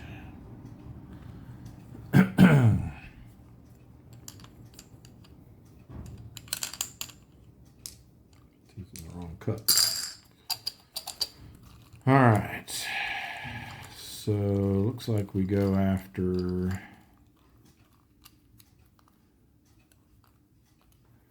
everything that's not a destroyer.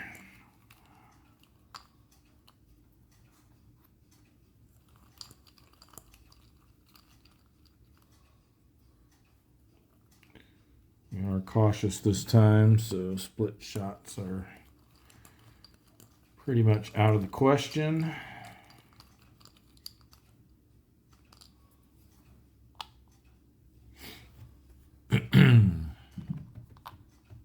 Oh, come on. Wow. That's horrible. Well, I think this is just as good as either of those, because those are over a column, so it is only a +2 at least. So 2 + 2 + 3 is 7. We're in 8. So we need a 1 or less.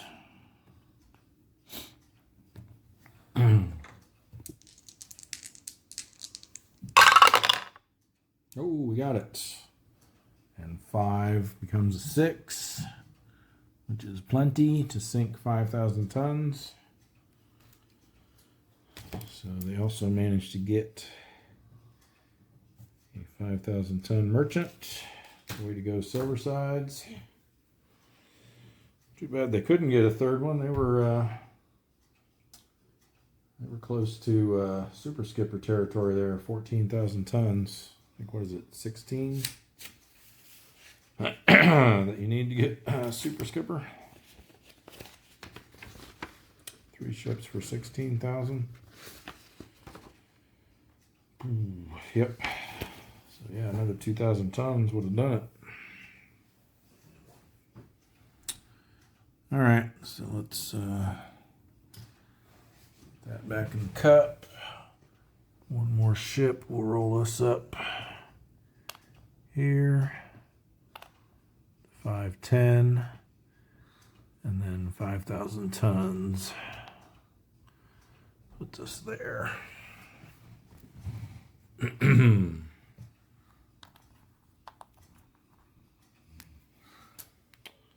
All right, now this counterattack has me a little worried. We don't have to count that one at least now. So 3 + 1 + 3 makes 7. We can only subtract 3 for our defense because we're in shallow water.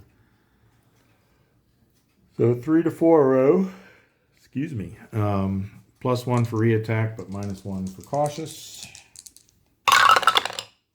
Ooh, an 8. Don't like that.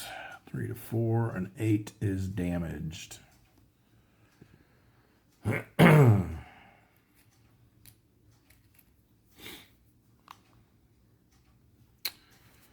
So for their endurance check, they would need a 7, but they're damaged, so they need a 6. Got it. But I don't know if we'll risk leaving them out.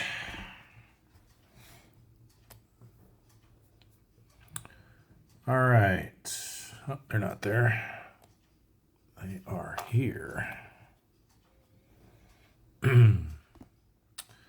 Okay, then we've got, I need to move this up here. We went back in time, back to the South China Sea 1 area there. So now we're in the East China Sea. So next is the Angler. Transit event check. Safe. Search and contact with a +1 is a 9-9. That will be a high density task force, which is smaller than a moderate density for some reason. 2335. All right. Well, I couldn't believe how many red balls I pulled in a row here. These last two had to spoil it. Yeah, I was thinking initially going in, I'd want to set up over here and go after some big targets, but then I started seeing all this over here, but then there's still 3 here, but there's only 5 merchant class ships in Cup D. So there's pretty good chance, decent chance that at least one of these isn't what they seem to be. Yeah, I don't know. It's a tough decision here.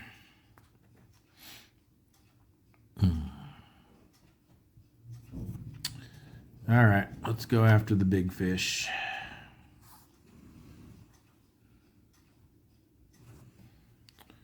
We're going to go cautious, I think, because I'm still leery of those three there.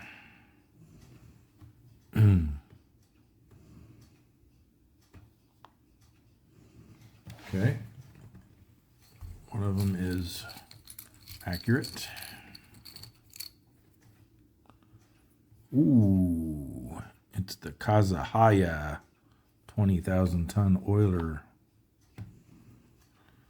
Let's go. Yep, told you. All right, let's get this guy nullified so we can flip him back over.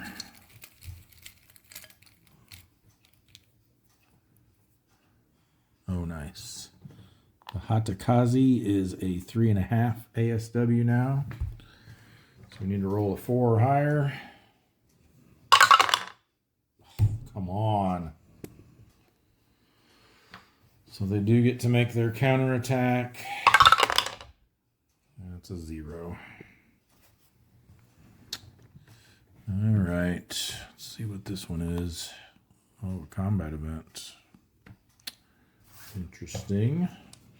Maybe we'll get combat. We won't have to worry about that guy. 6. I think that's tonnage doubled. Oh, if we could get tonnage doubled on that guy. Oh man. Oh man. Yep, it is. Tonnage doubled. We could get 40K if we can sink the whatever their name was. All right, and that's all we reveal because we went cautious. So come on, -3.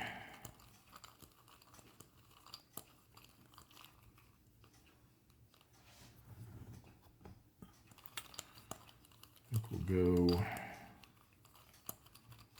over here with our other 3.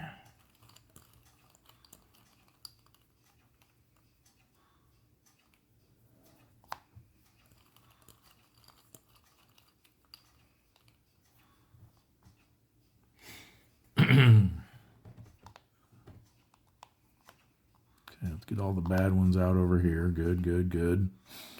And -1. Not as good as I hoped. Okay, let's see what we got. 4 plus 3.5 makes 8. -1 makes 7. We're an 8, so we need a 1 or less. And we need, for 20,000 tons, we need at least a 5 to sink it, because we get a +1 on that. Man, oh man. So we need a 1.5 or a 0.5. Come on.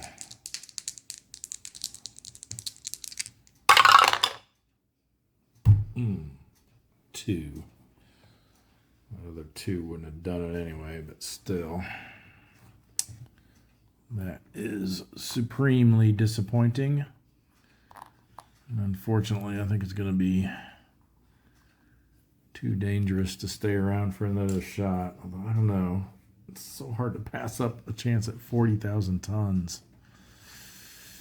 Oh, man. All right, we'll counterattack first. Might not even get the choice here. 3.5 becomes 4. Plus 1 plus 3 makes 8. We can only subtract 3 for our defense. We are cautious, so they get a -1. But they're going to be on the 5 to 6 row, so this might shut us down anyway. Nope, 4. I think we're all right. Yeah, spotted. Oh, man. Man, oh, man. I gotta try, right? I gotta try. We're gonna stay cautious. So we flip over as little as possible. We gotta do these two. Hopefully they're both warships. Yes, they are. Let's get them replaced before we go any farther. The battleship is... We're not going to have a shot at it no matter what it is. It's the Musashi. Are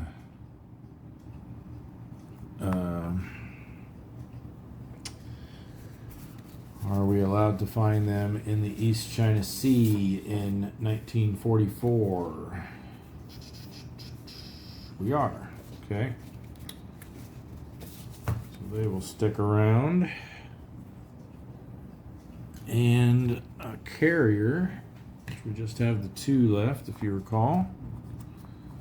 So it will be even for the Kaio, odd for the Chitose. It is the Kaio.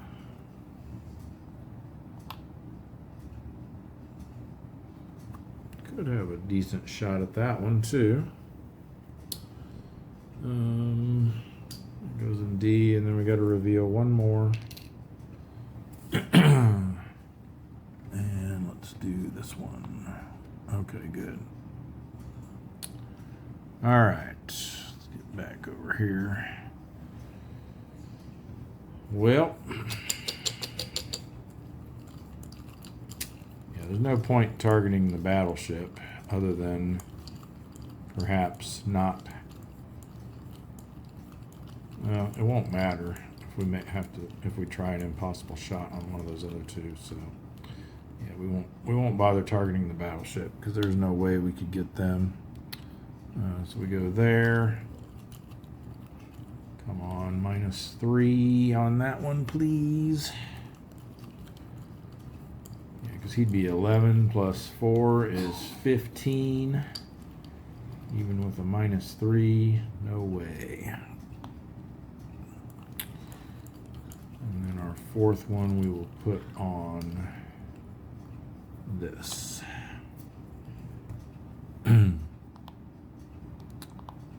-1 plus 2. Oh, -2. Okay, okay.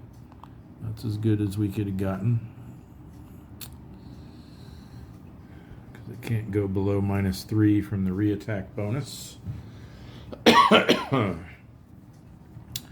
Alright, so we've got 4 plus 3.5 makes 8. That's a -3 TDC, so they're at 5. And we are at 8. So we need a 3 or less. How is that only 1 better?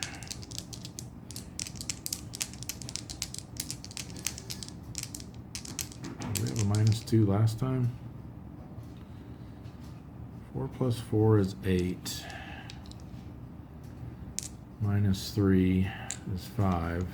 Yeah, 3 or less is what we need.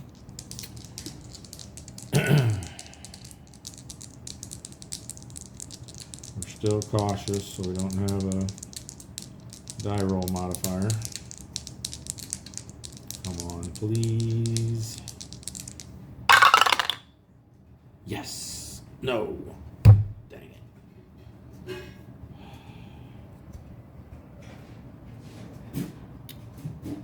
$20,000 tons. The 4 becomes a 5. We damaged it. Man, oh man.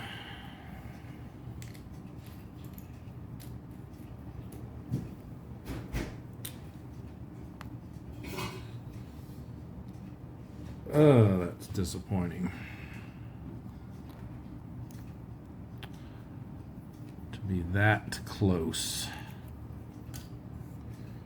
All right, counterattack. Here it comes. 3.5 plus a half from the carrier. It's still 4. Plus 1 plus 3 makes 8. We subtract 3 for our defense. 5 to 6 row. Plus 1 for reattack. Plus 1 for spotted.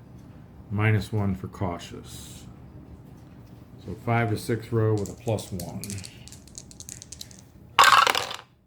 Oh, good. 3 is nothing. So we escaped danger, but missed out on our 40,000 ton ship. All right. For endurance check, we are A rating, so we need a 7 or less. Made that, and then we'll see if we lose our spotted marker. And we do.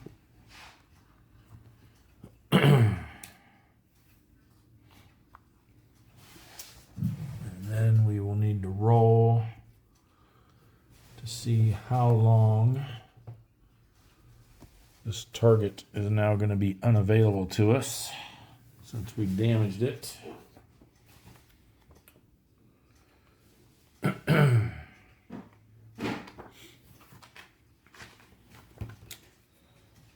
using the IJN optional damage table, it's 20,000 tons. So let's see what we roll. Maybe we'll get lucky and get a 0, and they'll be back next month, which is actually next week. That 1's not too bad. Oh, wow. Yeah, it is. It jumps all the way up to 4 weeks. Yikes. Okay. Or 4 months, I mean. So we won't see them until 1, 2, 3, 4, June.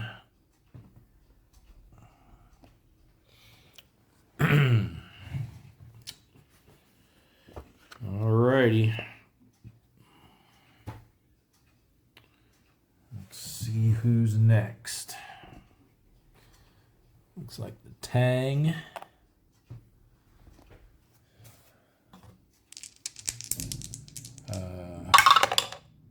Transit event first. Safe.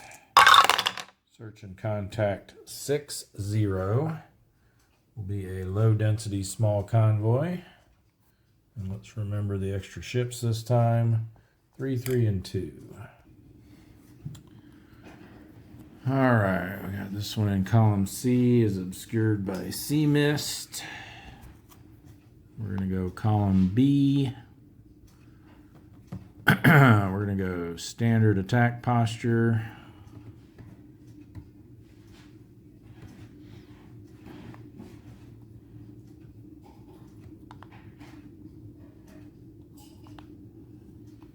Very good.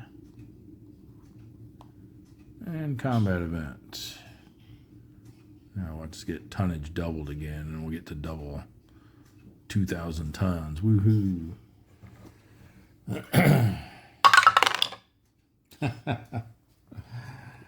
Yes, we did. That's funny.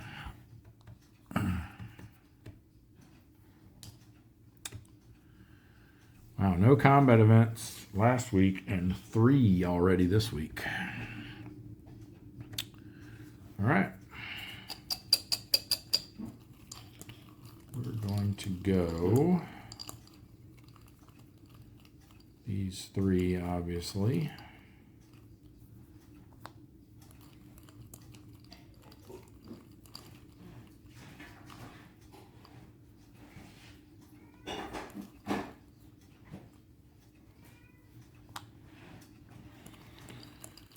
And for our 4th, we will go up top over here.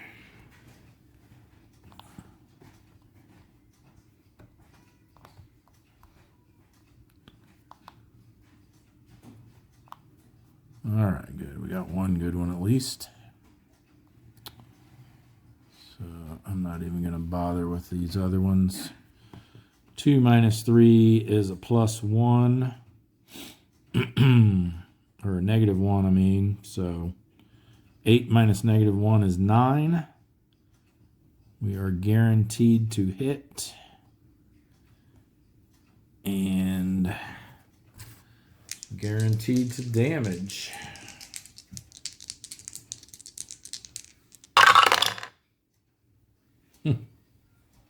Two becomes 3, just enough to sink it. Look at that. We can hit on anything and we roll a 0 for that. Wasting those good rolls. Oh yeah, that was this one on the bottom. Goes back to B. We get the Tang. Sinks what for now is a 1,000-ton merchant. Might end up getting doubled if that's our biggest one. So one ship, 1,000 tons. And we're going to slide over so we don't have to reveal those. We're going to take a chance. Is it worth taking a chance for this little junk? This might be a good one. Yeah, let's go aggressive. And just hope this isn't a diligent escort. All right, good. Cruiser, our one and only Suzuya. Maybe we can finally get them down here.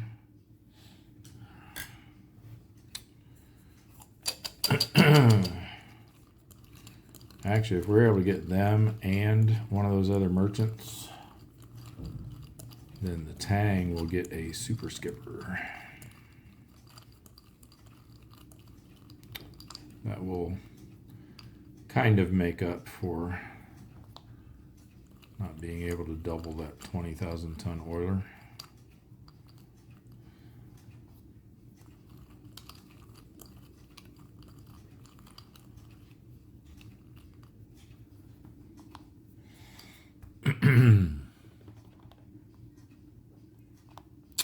There we go. And a nice one on here, please. Oh, yeah. Let's go. So those are both -4s. Let's see what we got. 5 minus 4 is 1. We're an 8. So a 7 to hit. And we hit on an 8 or less. And then we've got 2 plus 1 is 3, minus 4 is -1. So that becomes a 9 for the 2-hit number. And we hit on a 10 or less. Which you can't even roll a 10, so. All right, so definitely splitting this. And they are 2 apart, so I think we just go. I mean, we kind of want to favor this one, right? So I think we go 5-2. So we send 5 here.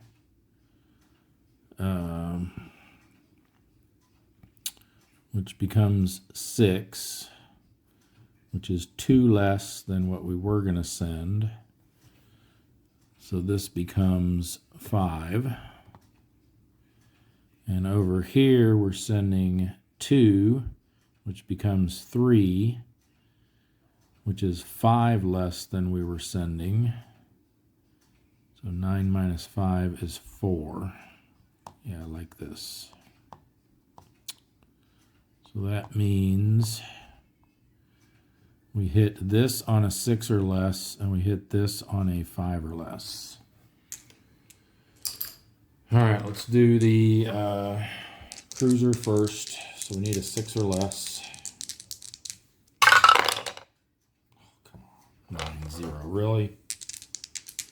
And then the merchant, 5 or less. We get that one. I should have done the other way around. So they end up getting 2,000-ton merchants, but one of them gets doubled to be a 2,000-ton merchant. We'll say it's this one. So that's one more ship and 2,000 tons.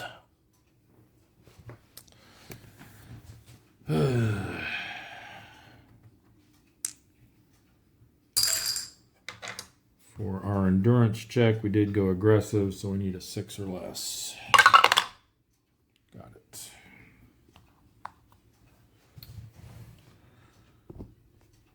Okay,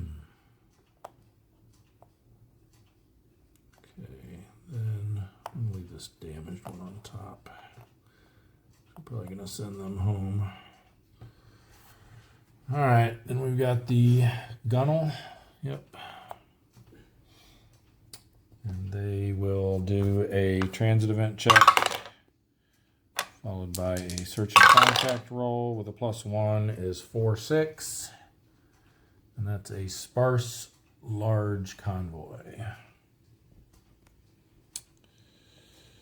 2322. All right, we got this bad angle on that one, so we're actually 2222. Let's do column C, and we're going to do standard attack posture. Let's see what this is. Let's see what this is. Okay. If we got any other big ones in here. We've got an 18,000 tonner. Yeah,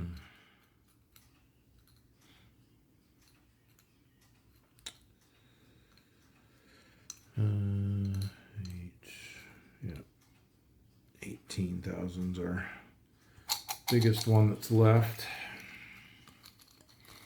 And then a 12 and a couple of 10s. We got the 12, the Haiyan Maru.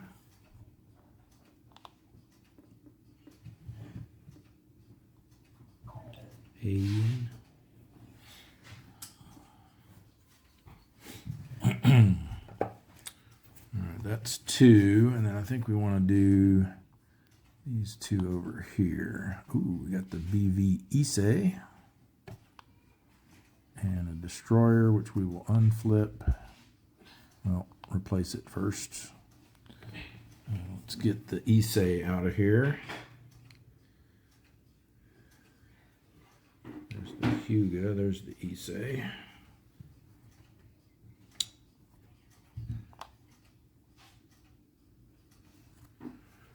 Again, that's one of those conversion ships. So if we had sunk the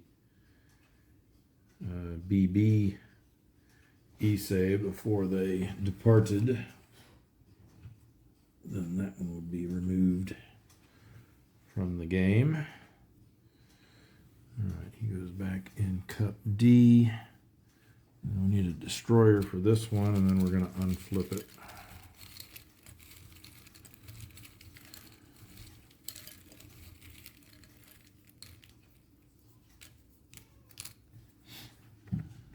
Oh, nice. Maybe we won't unflip it. The Fumisuki. Yeah, you know what? I think we'll just live with that. Because this one could be a lot worse. Or that one. All right, so that goes back to cup D. All right, so what we can make happen here.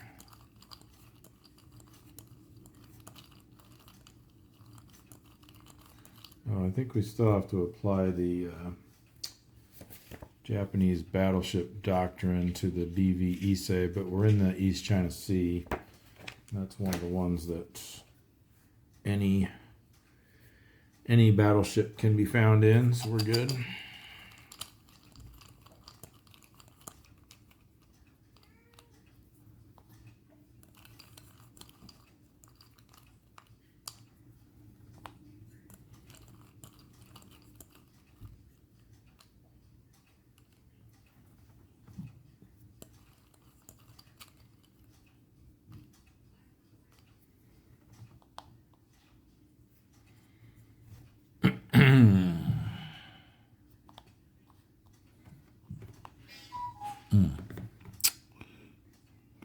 Give us a nice one on at least one of these. And those are mediocre at best. Especially since he's an 8. Basically just, yeah, he's going to be out of reach because 8, 9, 10, minus 1 is 9. So we can't go after the Issei. This one would be 4 plus 1 plus 2 is 7. So a 1 or less to hit the Heian.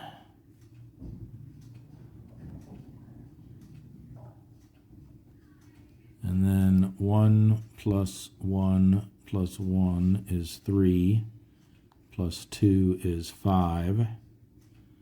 So a 3 or less to hit that. So I guess we go after the merchant.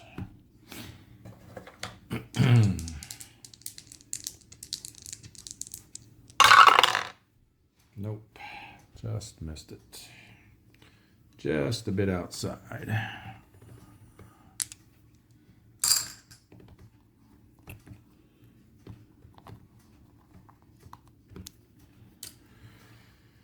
All right, counterattack is going to be a half. That's interesting. The BV. Yeah, I guess they wouldn't have aircraft capability. What I was thinking.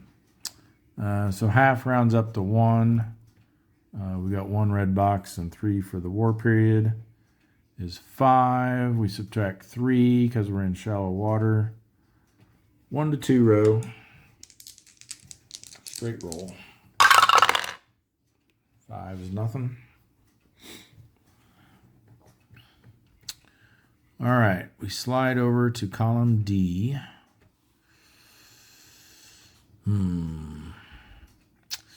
We switch to aggressive. And hope this is good. Hope this is that.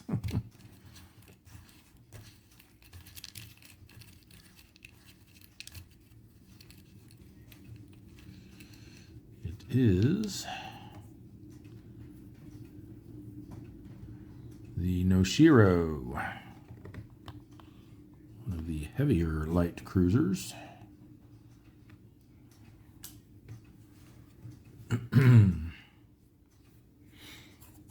Come on, give us something good this time. -3 on the BV Issei. Or -2 would suffice.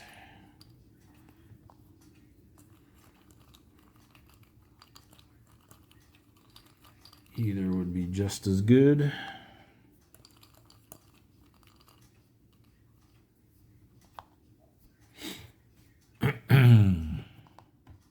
There's our -2. Boo. All right, well, that's the second best target, I guess. 4 plus 1 plus 1 is 6. -4 is 2. We are 8. 2 hit number is 6. We hit on a 7 or less. I don't think it's going to be worth splitting anything here, so let's just go for it. 7 or less.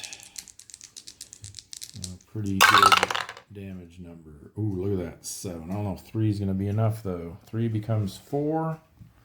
12,000 tons. Good in focus. Yeah, it's another stupid damage result.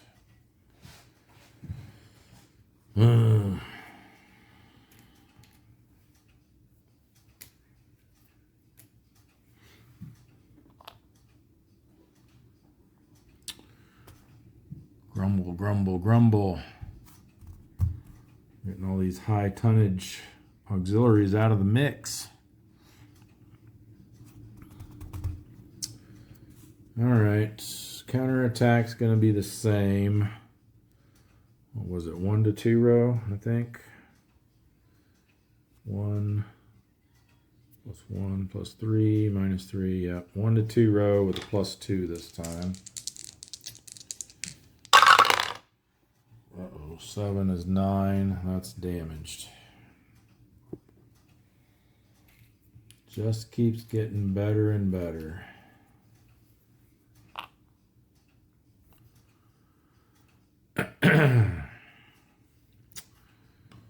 So for our endurance check, we went aggressive and we're damaged, so we're going to need a 5 or less. Nope. Just as well.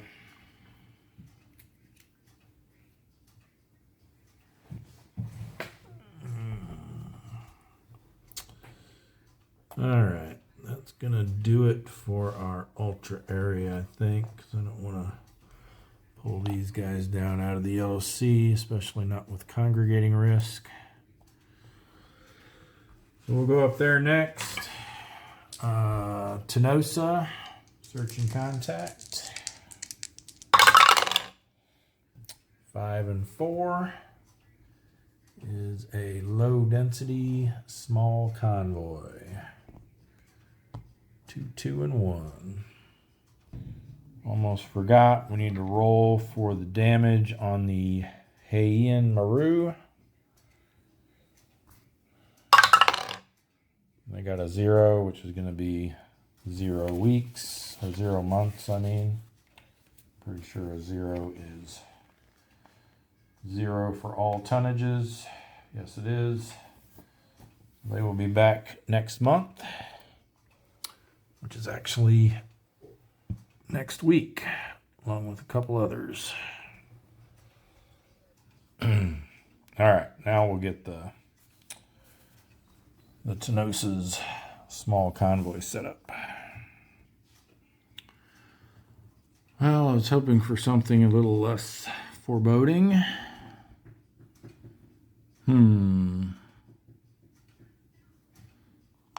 We'll go column B and we'll go cautious.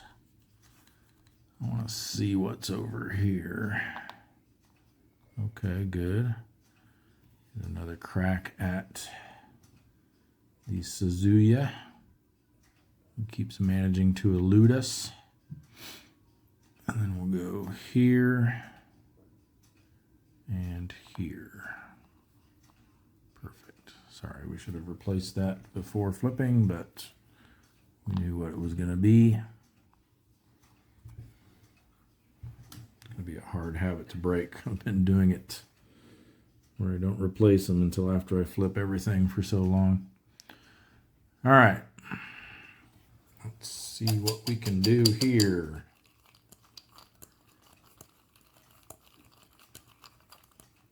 Do have another super skipper opportunity here if we can get these 3 down.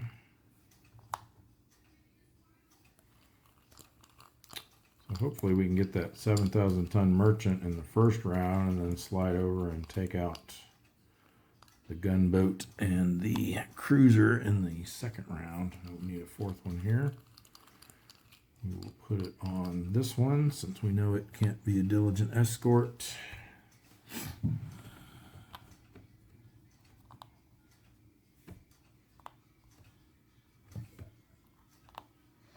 Well, looks like part A of the plan is on track so far. 3 minus 1 is 2, but then they get +1 for being a column over, so they're back to 3. We're in 8, so we need a 5 or less.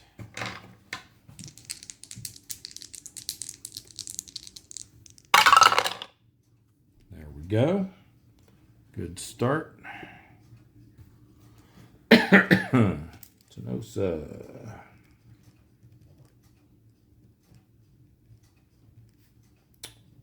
$7,000 ton merchant so far.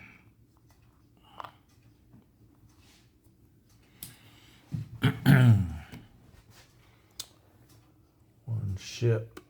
Where's our tonnage at up here? 7,000. That's going to go 1, 2, 3, 4, 5, 6, 7. That goes up to 30. All right. to proceed to step 2 of our Super Skipper acquisition plan. Slide over to here, switch to aggressive. Pray that this is not a diligent escort. Foiled again. Because they're in an adjacent column, they will get a +1 to their diligent escort attack, thanks to our foolish decision to go aggressive. At least it's a small one. The Samakazi, or the Sawakazi. Sawakazi. They are going to be a 3.5. Going to make it tough to get through that 5 defense on the cruiser. And then they get a +1 and another +1 because it's the re-attack round to the diligent escort roll. So +2 here. Yeah, that's going to send us right to the bottom. Oh, Tinosa.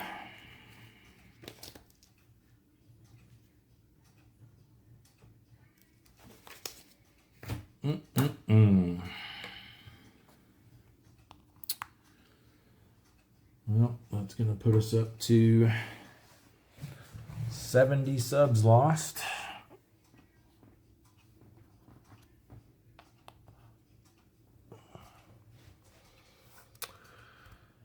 And we'll move on to the Kingfish. Had such high hopes for the Tinosa as the skipper. 8-2 will be a moderate small convoy, which is almost the same as what we just had. 3-2-1. Okay, we got too close in column A, too far in column B. That means column C is just right, right? Okay, let's see. Column B, I think. Cautious attack posture.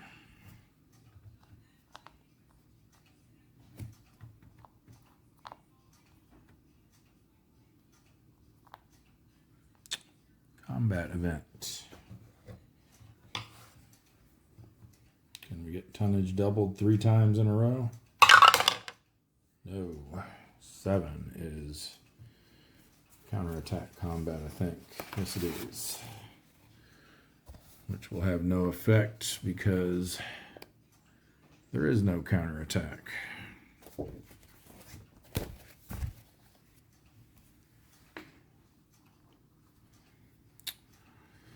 Alrighty, let's see if we can get both of these down.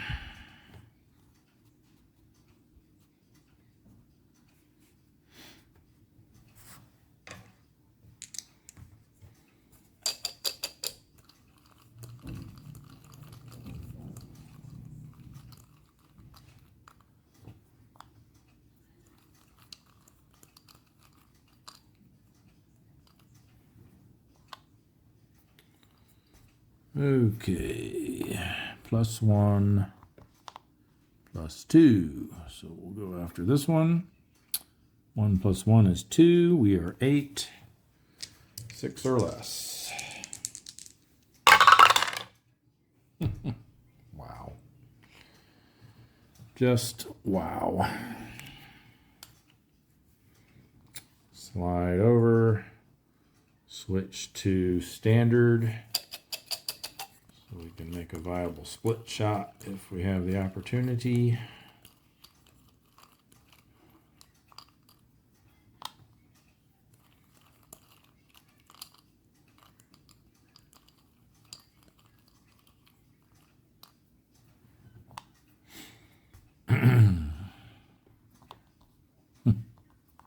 Doesn't look like it. Oh, man. Well, it's a +1, so 2 + 1 is 3. We're 8, 5 or less. Man, oh man. Can you hear the frustration in my voice? Okay. Endurance check will be a 7 or less. At least we passed that. At least we didn't get ourselves sunk. All right, next up, let's move the, who is this? The Swordfish into the Empire Pacific. Transit event check. And there's our zeros that we needed. 6 and 2 is low density small convoy. So 221 again. Okay.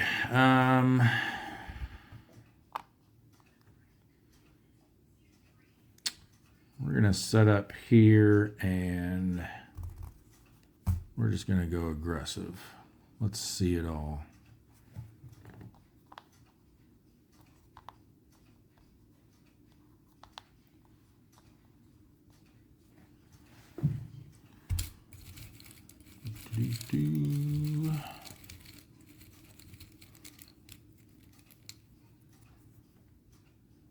The Sawakazi again.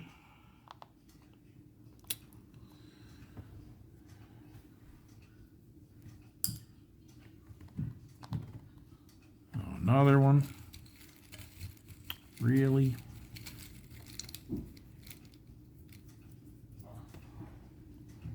The Wakaba. And another one. Wow.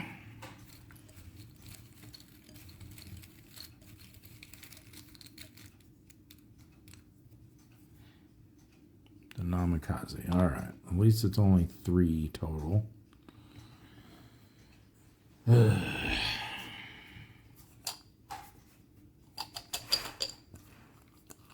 Looking forward to January being over. Some new luck in February.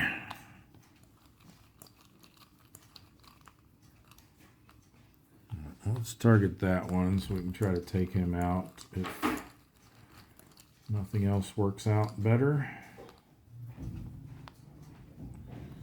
Get us down to only 1 ASW left. Oh, we still need another one, don't we? I guess we'll also target this guy. -1 there, 0, 0, and +1. All right. Well, just for fun, let's figure out what this would be. 6 plus 3 is 9, plus 1 is 10, minus 2 is 8, so we don't have a shot on him. We probably just barely have one on this. 6, no, I don't think we will either. No, because 6 plus, oh wait, did I do this right? No, he wouldn't get 3. He'd only get 1 because we're targeting him. So it would be 6 plus 1 is 7. Over 1 makes it 8. Minus 1 makes it 7. So we could hit this guy on a 0. Actually on a 1 because we're aggressive. And then, finger keeps taking it out of focus there. If we target here, it'd be 6 plus 2.5, so that is 3, 9. Minus 1 is 8, so we got no shot there. Here we've got 1 plus 3 is 4, minus 1 is 3, We're 7, so we can hit that on a 4. And over here, we've got 2, plus 1 is 3, plus another 3 is 6. 0 for the TDC. So we would hit that on a 1. Well, the 2 hits a 1. We'd hit it on a 2 or less. So let's just go after this guy. 5 or less. Nope. Our bad rolling streak continues.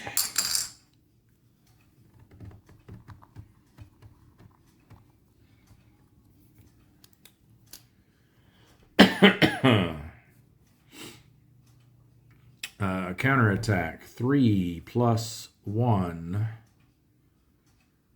plus 3 makes 7. 3 defense. Excuse me. 3 to 4 row. Plus 1. Of course. 3 to 4 row. 10 is damaged RTB and sunk if we rolled a 7 through 9. We did not. Brother.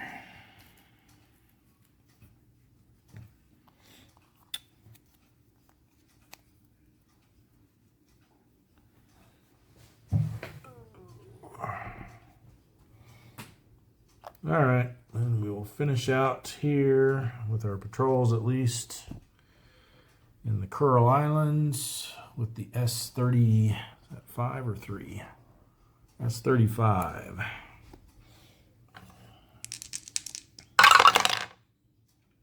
Two 5 is a whole lot of nothing. They are a D rating. Found no contacts, so 5 or less. Nope.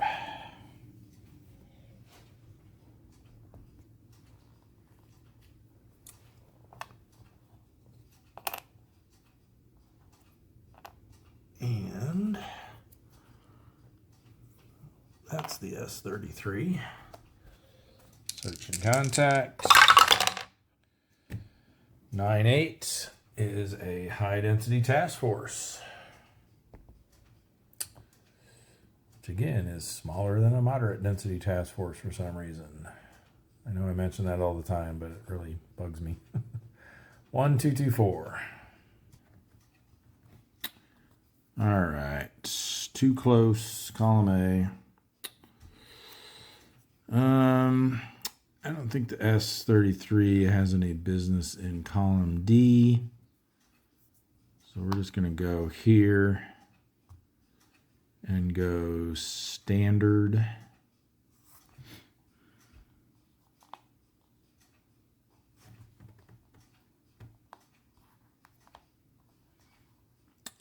All right, let's see if we can end on a high note here.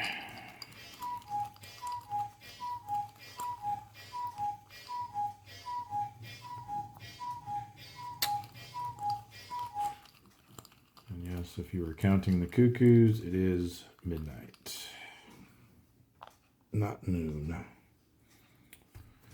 All right. +2 there, -3, there we go. So 2 plus 1 is 3, -3 is 0. We are 4.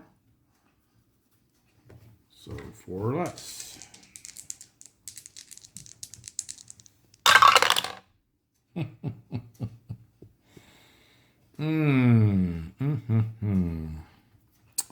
How many 8 9s have we rolled? Well, I say we slide over here to minimize what we have to flip. And you know what? Let's go aggressive. Why not?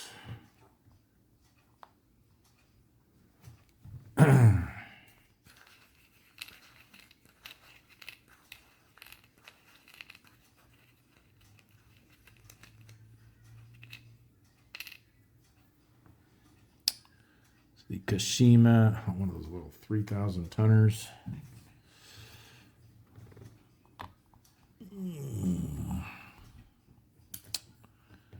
Just out of curiosity, if we had stayed over there, we would have had another one. Oh well. Okay.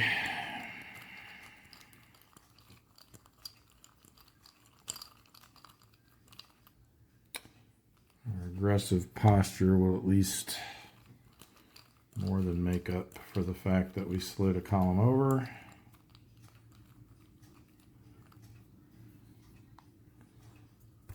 We get -1 to the TDC and -1 to the die roll, so don't think this one's going to be, well, I think it's doable, but probably on a 0. 4 + 1 is 5, -2 is 3. Actually, it's a 2 hit of 1, so we would hit on a 2 or less. This one is 2 + 1 is 3. This is -3, so they're a 0. Hit, or 2 hit of 4. And hit on a 5 or less. But just for 2,000 more tons, it's not worth trying that one. So 5 or less. Hey, look at that. We actually sunk something. Last roll of the turn. S33 comes through with a whopping 1,000 ton merchant.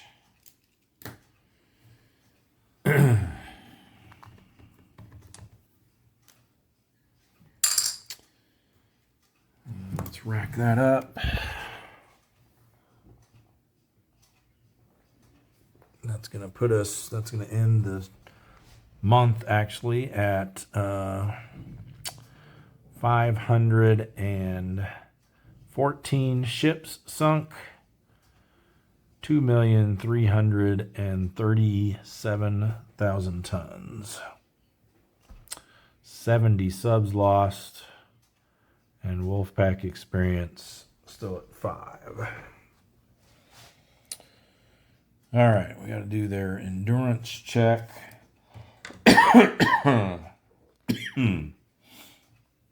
They did go aggressive, and they're a D, so they need a 3 or less. Failure.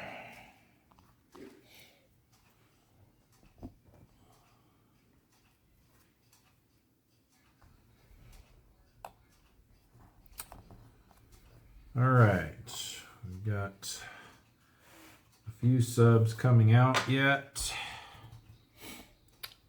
Dutch Harbor, send these guys over to the Curls. They won't need to roll for transit event. Fremantle, we'll send them up to here. They won't need to roll. Pearl Harbor, we're going to leave those guys in there still, waiting to get 3 there so we can form a wolf pack. And then we've got these 4 subs coming out of the Sperry. And I'm thinking, since we have nobody in the Sea of Japan right now, might as well send all 4 of them up there. So first will be the Greenling. They have a +2 to their transit event check, but a -1 because they're on transit side.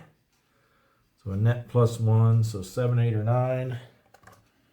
We don't want to see. Oh, there's the 8. Oh man, this is our super skipper. So if nothing bad happens, yeah, that's going to be nothing. So they will patrol their next turn. Then we've got the Albacore. Same thing. Transit event check. Safe. We'll just Let's roll them all here. Next is the halibut, safe. And lastly, the bowfin, safe. So they all make it there. No problemo.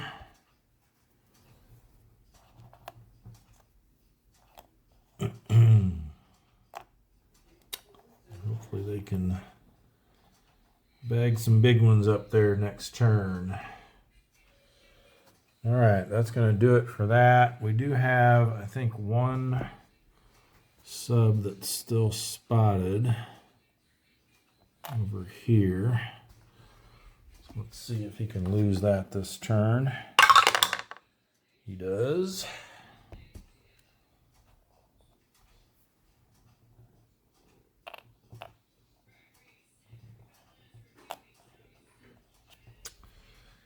And that's it. No weather. Remove the ultra markers. Just double check and make sure I didn't miss anybody. Looks like everyone's in the done section. So we will advance the date markers, which puts us into February of 44. We'll have these three IJN units coming back. Oh, they're going to get another cruiser back, the Tonnage, the Nagitsu Maru, and the IJN, which we just damaged, but they're back already. So we'll go ahead and get them back into their respective cups. And then we'll probably have some IJNs leaving next month, perhaps. It's like just one, the AX Leon Maru, or Lyon Maru, Leon, Lyon. If they're even still in here, we may have sunk them already. We've sunk quite a few of these.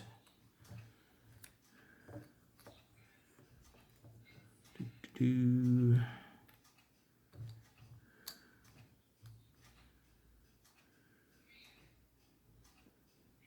I do not see them here, so they are apparently already sunk. So no one's leaving the IJN mix. We probably have some new ones coming in. And of course we'll have some new subs coming in next month as well. So be sure to tune in for that episode. Oh, got buttons and bugs set up over there. I've been trying to beat this scenario 5. I gave it another attempt today off camera just to try a different strategy to see if it would work better. It was better, but still, man, really struggling with that one. So hopefully get a video up before too long of a successful run of that. But in the meantime, that's going to wrap it up for this episode. Thanks everyone for watching, and we will see you next time.